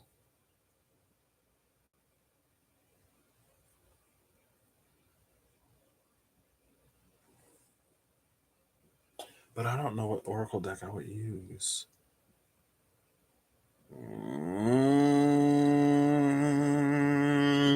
So hey, everybody's got reminders. 50 minutes. I got it. It's in here. Robbo. Rob Kenobi. If you're curious who Rob is. I kind of want to use an oracle deck. It's fine.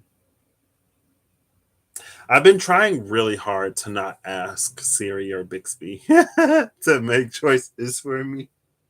Not necessarily fully consciously or intentionally. Just sometimes I'll have a thought that like, oh, I could ask Bixby. And I'd be like, no, I wanna choose. I wanna decide. I wanna flow. Where am I being flown to? Out the door. So I think this is it. The why. Oh my gosh! Literally. Like, are you in my mind? Are you the Virgo? You're the Virgo that I don't have in my chart. Oh my gosh! Because last time you suggested I use the in between tarot, and I had a thought to use the in between tarot. I wanted to use the wild unknown animal spirits. I almost pulled it out, but I didn't. Or maybe we're just like on the same wavelength. Or you can like get in on my wavelength, or I don't know. We share that band, that frequency band between Pisces and Virgo. I might actually look before and after the dragon. Kind of because I feel the dragon in here a little bit. Also because when I was talking about Mushu, Mushu was a dragon. Maybe I'll look around the lizard too. Dragon. I don't do that tongue thing. Mushu said he don't do that tongue thing. He a draggy. She's like, my ancestors sent a lizard? What did she say? My ancestors sent a lizard? Dragon.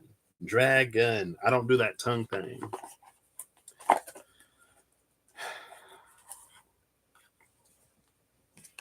Okay, let's see. Let's see. Where's this going? Since I didn't get anything for strength.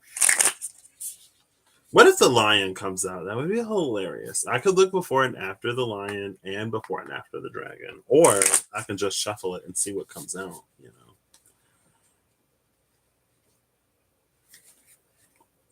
Everyone's on it.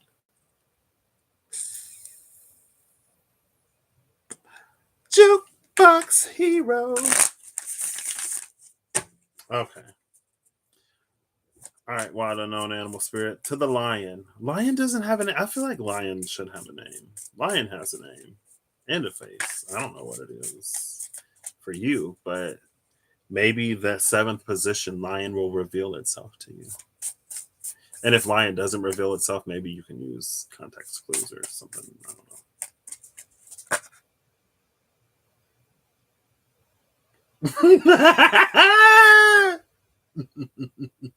This happened.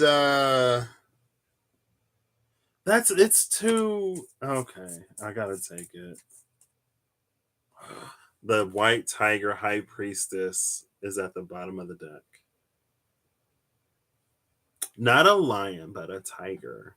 It's so funny that the tiger came out because so much of the energy that lion was like bringing forward, especially in the entry for lion, is tiger for me. For me, tiger is stronger than lion, but to balance that strength, like it has a grace to balance that strength. It has composure because it can't be. It's like it can't exercise all of who it is at every single opportunity because it'd be way too much. So, like for me, tiger is a refined, focused lion. Can be. Well, it is. It is. Um. Oh, this is so many cards. So I'm actually gonna keep shuffling. I saw one animal and I was like, "Oh my gosh!" But it was probably just like a confirmation because the other three animals. I mean, it was. The second one is like. So overall, it's like it may be familiar, but it's not necessarily what you think it is. But it does much of what you think it does, but it's a mystery. Matthew! Where's the Matthew? Brian the Lion. I love it. Karen the Heron, Brian the Lion. Did I miss Matthew? Where's the Matthew? Or are you just saying Matthew?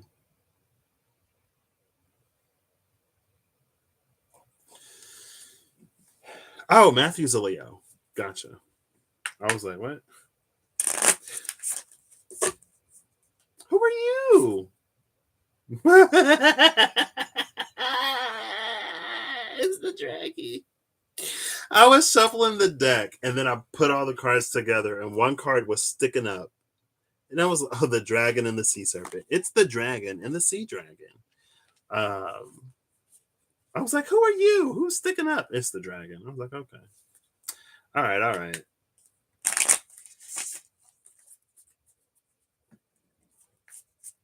Okay, animal spirits. For real this time.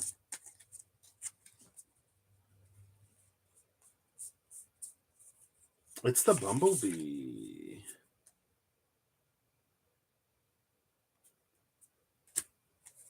Bottom of the deck is the unicorn. The bumblebee and the unicorn. Black egg is behind the unicorn. This it's like almost like bumblebee is how it presents. Bumblebee is how it comes across.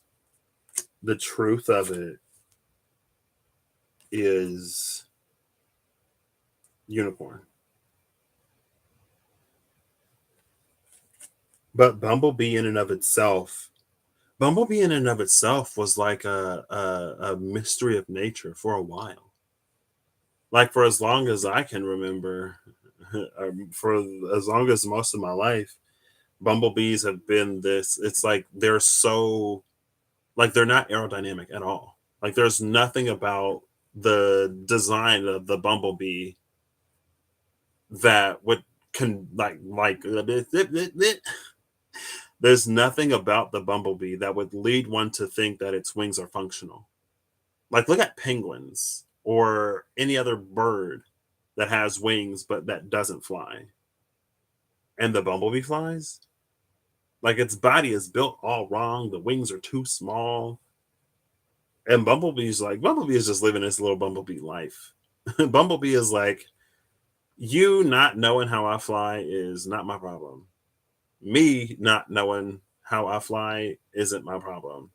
Me knowing how to fly is all I got, since I was a little bumblebeeling, one day I just took off and I stopped asking questions. So maybe it is a little bit of like, just go with the flow. Maybe there is a little bit of mystery and magic that works behind the scenes. And maybe you don't even necessarily yourself know. Maybe it's not for you to know either, honestly. You know what I mean? It's like, why question? If it doesn't lead to a development or a furthering of that gift or ability, why does it matter? Like sometimes understanding it more helps us use it more or helps us get into like the engineering of it. It's like if your superpower is like I was watching a show and someone's superpower, I forget what it was, but it was like that wasn't her power. Her power was actually to like manipulate heat or something like that. But because she could control heat or because she can manipulate heat, she could like do weather things. Because when a cool air meets a when a cold front meets a warm front and atmospheric things happen, like then nature takes over. And so people always thought her power was one thing, but it was something completely different.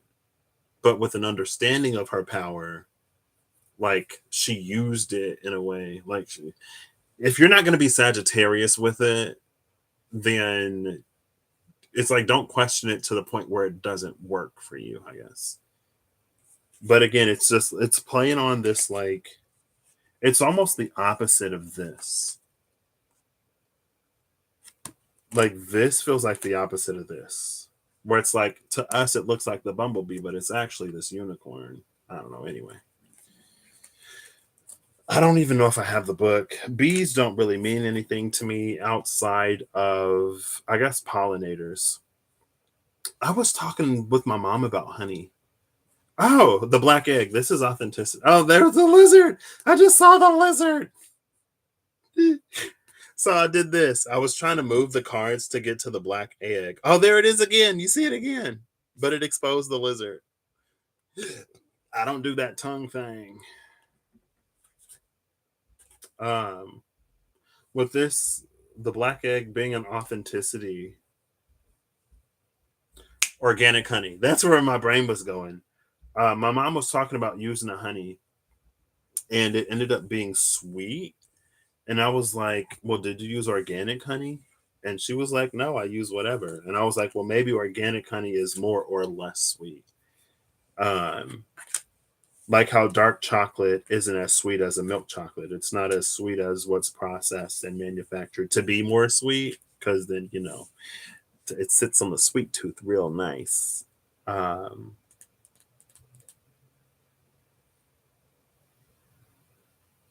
what's that about? But yeah, the bee makes me think of the bumblebee, which makes me think of how does it fly? Nobody knows. I think I saw somewhere that like scientists now understand how bumblebees work or something like that. I don't know. You can cry at the sight of a bee. Well, I know someone. He might be like really allergic. In all fairness, he may be like extremely allergic to bees, but he will lose his mind whenever he sees a bee. I remember we were in the sixth grade one day, and the worst for him, it was the worst scenario possible. My sixth grade science teacher, Mr. Lewis, loved bugs and insects. He brought a praying mantis in one day, and he tried to put that thing on me. I was like, oh, not the praying mantis. He tried to put that thing on me. I was like, I was like, oh, get that away from me. A bee. When we were in class, in our class, I had this friend who's deathly afraid of bees. It might be because he's allergic. I don't know. Like really allergic. I don't, like when I say deathly afraid, like deathly afraid. A bee flew into the classroom, and he was like running around, like losing it. And the teacher's like, "Don't kill it! Don't kill it!" So it's like the teacher is screaming, "Don't kill it!" The student is deathly afraid. I was just like there. Um, but yeah, not fear cry, just overwhelming emotion cry for bees. Like good emotion. Like, are bees that significant for you?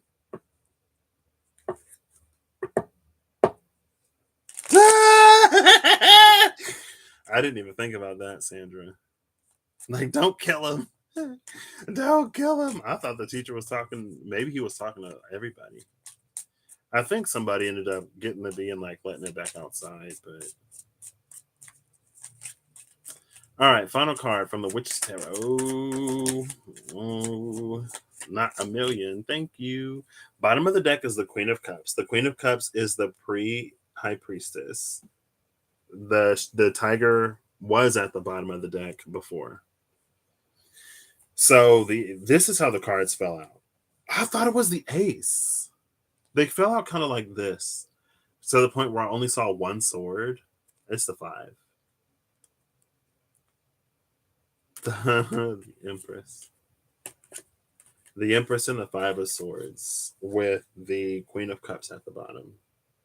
There's something about. See, it's something about like either not competing with other people when you don't need to, or there's something about. It's like the queen doesn't. Like the queen has bigger problems than the subject. The Empress has bigger problems than the queen. So it's just this like not allowing certain things to occupy more of our mental capacity than they need to. It's almost like there are like capital P problems and then lowercase p problems, and there's capital P, capital R, capital O, capital B, capital L, capital E, capital M, capital S, exclamation mark, I can't exclamation mark, exclamation point problems, and so like she was coming in to like cut this 5 of swords down to like 1. Like all of this, like that's either it's somebody else's problem, or I don't want to say like it's beneath the Empress in a way, but like it almost is, because of like it's like relatively minuscule, and it's not in a way that dismisses any. It's not in a dismissive way. It's just like priorities. It's priorities. The Empress prioritizes things in such a way that 4 out of 5 of these are relatively irrelevant. So it's not caught up, it's not lost, it's not playing in these games. Like she's not doing anything that she doesn't need to do. She's got too much going on, type of energy. The Queen of Cups at the bottom of the deck may be the divine, through synchronicity or through other things, trying to show us or tell us like which things are of importance, which things matter, which things are actual factors in the grand scheme of things, and which ones are relatively irrelevant. The Page of Pentacles is behind the Queen of Cups, and the Hangman is behind that.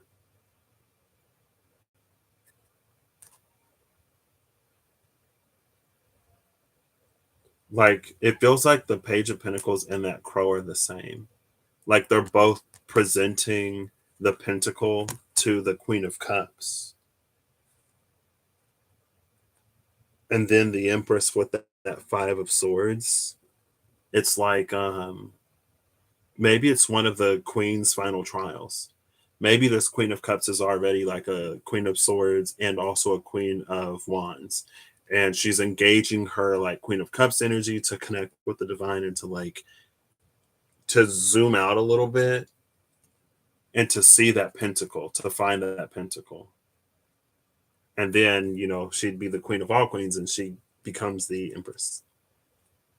If that's the case, though, there is some mysterious fifth sword. The other four swords are the other four elements: earth, air, fire, and water. See, this is that it goes back to that Eight of Pentacles, Ace of Swords energy. Even if the student replicates everything that the master did, there would be still something that the student would never know. I don't know if it's taught by life. I don't know if it's taught by experience. I don't know if it's some secret initiation. I don't know. When I was reading it, it was more so like if you're too focused on it, if you're too zoomed in, if you're just trying to make stuff fit rather than taking a step back and looking at the overall image, there's something that you're missing.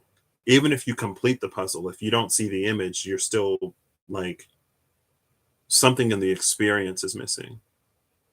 And seeing what it creates when it all comes together, or in seeing why it all came together in the way it did, or like at the very least, there's something to appreciate.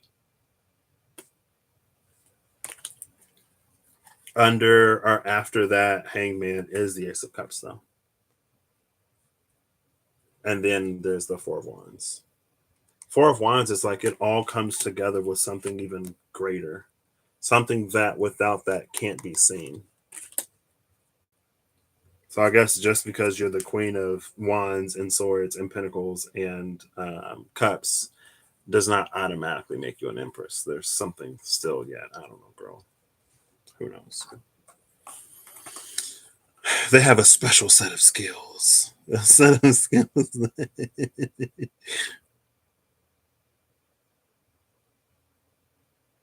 Oh, happy and sad. Gotcha. If it ain't the bees, then it might be the weather. Oof. It's probably tough being a plant right now. With the weather fluctuating, it's fluctuating. With the pollinators facing everything that they're facing. Okay. I don't even know what time that was. I'm gonna get a final animal too, because why not?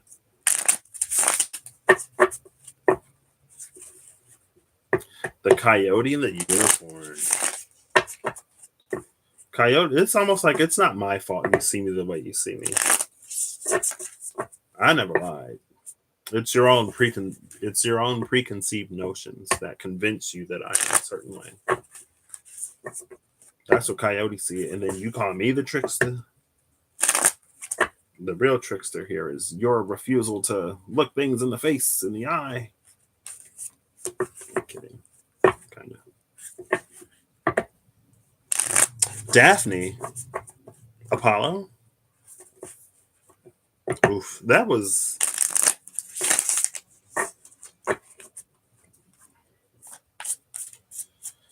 Okay. Is it the. It's the rabbit with the crow at the bottom of the deck. This is interesting. Rabbit in this deck has a story of a negative self fulfilling prophecy. But with the crow at the bottom of the deck and then this cosmic egg after that, it's like fear. It's almost like there are positive, like fear is more than just negative. Too much fear can be a bad thing, of course. I don't know. It goes beyond self preservation. Fear may be the thing that causes us to stop and to reassess and to reevaluate, to notice the thing that may be missing. This might also be like it's the body's instinctive response. It's very like uh it is instinctive, but it's also like intuitive. It's like when something in the body is unsettled, even though we don't know what's happening or what's going on. But something within the body is like, something's not right here. Sometimes we dismiss it and we go and do it anyway. Sometimes we dig into it a little further. It's like, oh, that my intuition is telling me. But it feels a little bit more instinctual as well. Like the crow with the cosmic egg, this is the gift that fear actually has to give us.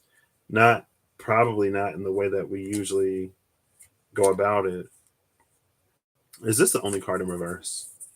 This is like the only card in reverse. The raccoon is in reverse under that cosmic egg. This fear is not a thief. This fear is informative. I don't know what that means. I mean, the rabbit is also multiplicative, but it does that because it's a prey animal, right? The rabbit's like, if I have 100 babies and the eagles eat 80 and then the wolves eat 19, if the eagles eat 80 and the wolves eat 19, then one survives. It's very much like that's why it's so divisive and multiplicative and replicative or whatever. It's out of fear. I mean, is it an unwarranted fear?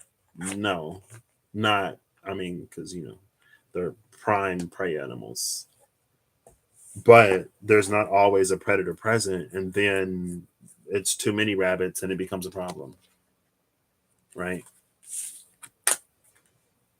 Everything in moderation. I don't know what that means. Maybe it goes back to that quote, like do something every day that scares you, or it goes to that song that's like, if your dream doesn't scare you, it's not big enough. It's like how it's kind of like that. It's along that vein. How fear isn't always a bad thing, and how sometimes fear can be your indicator that you're moving in the right direction, especially if you want something that you're afraid of. Maybe a certain amount of fear is your indicator that it's on the cusp of manifesting. So whatever you got to do to be unafraid of it so you can accept it, hopefully do it. Lion will help you. Oh, and look, and then we have the ring. The ring is the last thing. I'm just going to shuffle these and then put them all back. So where's the last place? Who is that? What is that? It's so warm. Can you see my forehead starting to glisten? 2. Oh, well. Gnosis in the desert.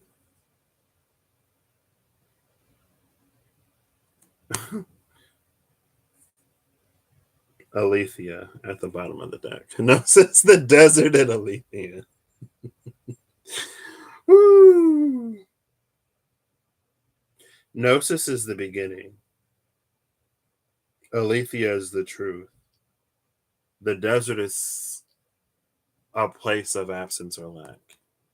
Or there's like a truth that's been buried out in the desert, but it is prophesied, it is foretold, it has promised to return one day.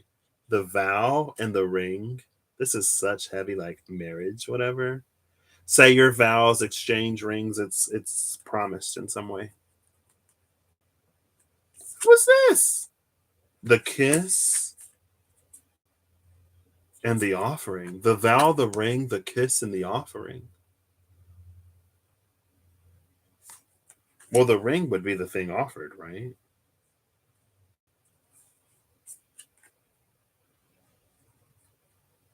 So under the vow was the offering and the ring, the kiss. The offering, the kiss, the vow, the ring. Is somebody getting married? Da, da, da, da, da, da, da, da. Maybe someone's like love life has been a desert and things are about to like it might be progressing pretty quickly because it's all marriage cards at the bottom, but those are the only things that might like lead me towards a relationship. So if you're manifesting a relationship and you still have like trust issues to work through, or you can't be vulnerable and open up, or like you're all about this and you don't have time for love but you're manifesting it, like there are so many things that can come in and interfere with that. Maybe it's just indicative of an example of, if that fear starts to come in, maybe your person is coming for you. They're gonna love you so hardcore. Like you're gonna be like, what did I ever do to deserve you? And the lion's gonna be like, Eight of Pentacles, death. What do you mean? What did you do? You did a lot. You deserve it. And love should be one of those things that we just get, right? The queen. Oh gosh, too much, too much. The queen, the warrior queen, face. Oh gosh, agape, and the destroyer. The warrior, the queen. Well, first it was the queen, then it was the warrior. 11, 10, and then agape, unconditional love, and the destroyer. Number 23 came out. The queen, the warrior, agape, and the destroyer. Say goodbye to your singlehood. Or trying to have to fight so hard. The lover at the bottom. Okay, so the archetypes are all about some real love, apparently. I mean, I'll take it. You know what I mean. I ain't gonna play. I ain't gonna front. I ain't gonna act like I ain't gonna take it. Like, yes, please. Did you catch that earlier when I was like, "Oh, Chiron is transiting Aries. My Venus is in Aries." Do do do.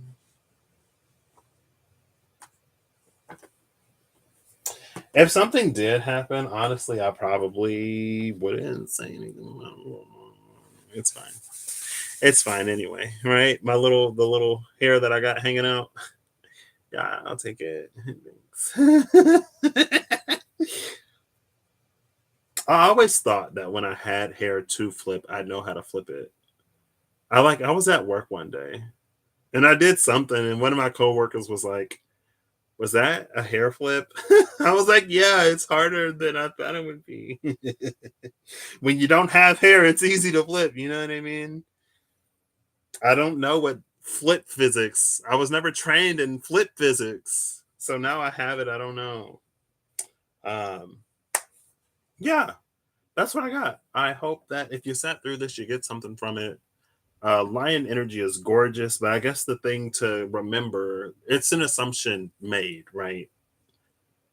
But in the book, it was like lion. It's like this was all passive though. For you specifically, if you pulled along with it, especially, the lion may have a more active role.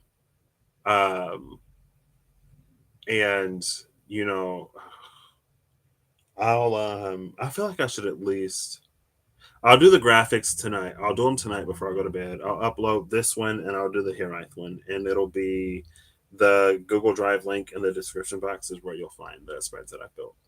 Um, so, because again, like as I read it, it was more passive, and passively, the lion it helps us tame our inclinations. It takes the fire of the Knight of Wands and it hones it, it focuses it into the King and Queen of Wands. Um, and so it's like we're not. Maybe that's another thing with the Empress and the Five of Swords. We're not giving energy to things that don't return it, or we're not giving energy to things that just drain it. We're not.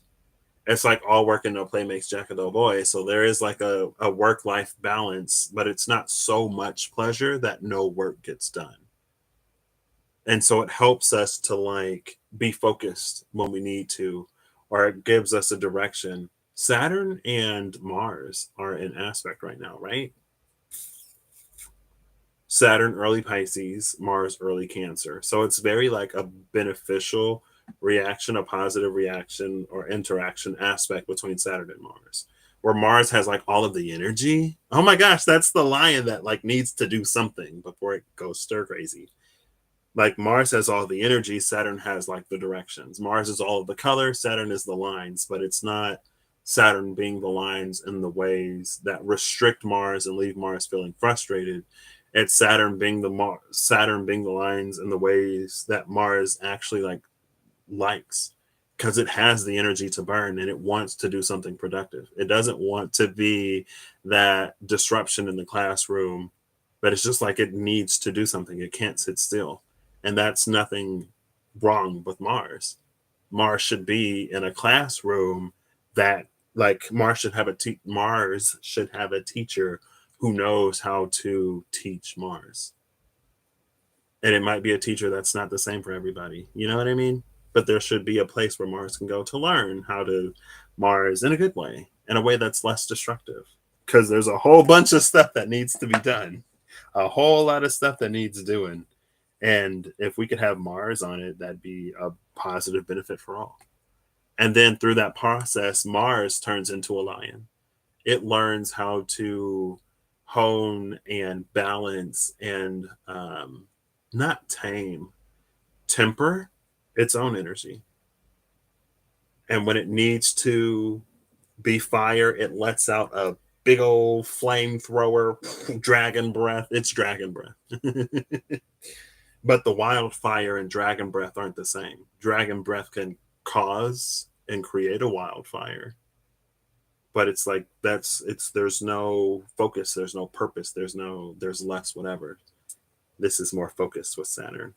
And there's like different things, different times call for different energies, right? If it's something that requires a collective of people to do, then wildfire would be the way to go, right? Where everyone is contributing. But in our own personal lives, we may need a little bit more dragonfire to like get through a certain situation or whatever. I don't know. Anyway, what? Who's doing flips? Your daughter can do flips. I'm glad she can because I'm not. If Lion told me do a backflip, I would do a backflip because I want what I want. And if I got to break a leg or a arm or a neck to do it, then you know. I'm kidding. All right. Well, I hope you all have an amazing whatever whenever you see this. I hope you're acting in alignment to make all that you wish to experience your reality. I hope again that if you sat through this, you get something out of it. If that is just that, it wasn't for you because it ain't, you know. If it don't resonate, if it don't fit, if your discernment says not for you, it's not for you. Don't try to make it fit or force it. Um, and maybe too, it's like timing, I think is huge. I am a person who tries to be a respecter of time and timing because I myself, again, like there are certain things that I am in the process of doing that were so outside of like that, like where I am and what I'm doing is like the depths of the abyss of the fear that I held before. Like me even thinking about doing some of the stuff that I'm doing would be enough to trigger me into spiraling into a days, if not weeks long depression. So, but in time, it's different. I'm different. My circumstances in life are different. Now it makes sense, right? And I don't have to spiral. So, you know, that's cool. So, good night, everyone. Good morning if it's the morning. In 50 minutes, I got it again. I'm going to type it. Actually, my keyboard is clear. I'll type it right now. I'll say building the spread 00, building 0000, reading 50 minutes. And then I'll watch it back and I'll put in a timestamp for like the how you could read it if you want to just go there. because I,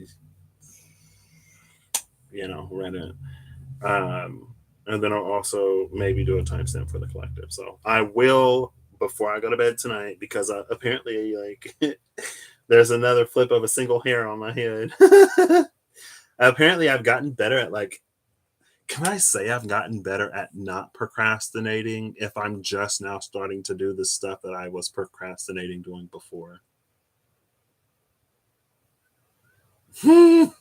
But when I do this, when I say I did it, then I'm not procrastinating. I'm not procrastinating this one, but I already procrastinated the last one. Progress. I'm a work in progress. Eight of Pentacles, and that's what matters. That's all anyone's asking from me, and that's all I can hope to get for myself.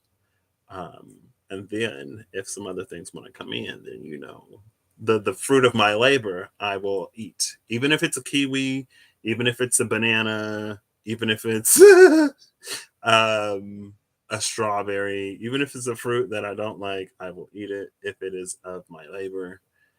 Yes. Bye.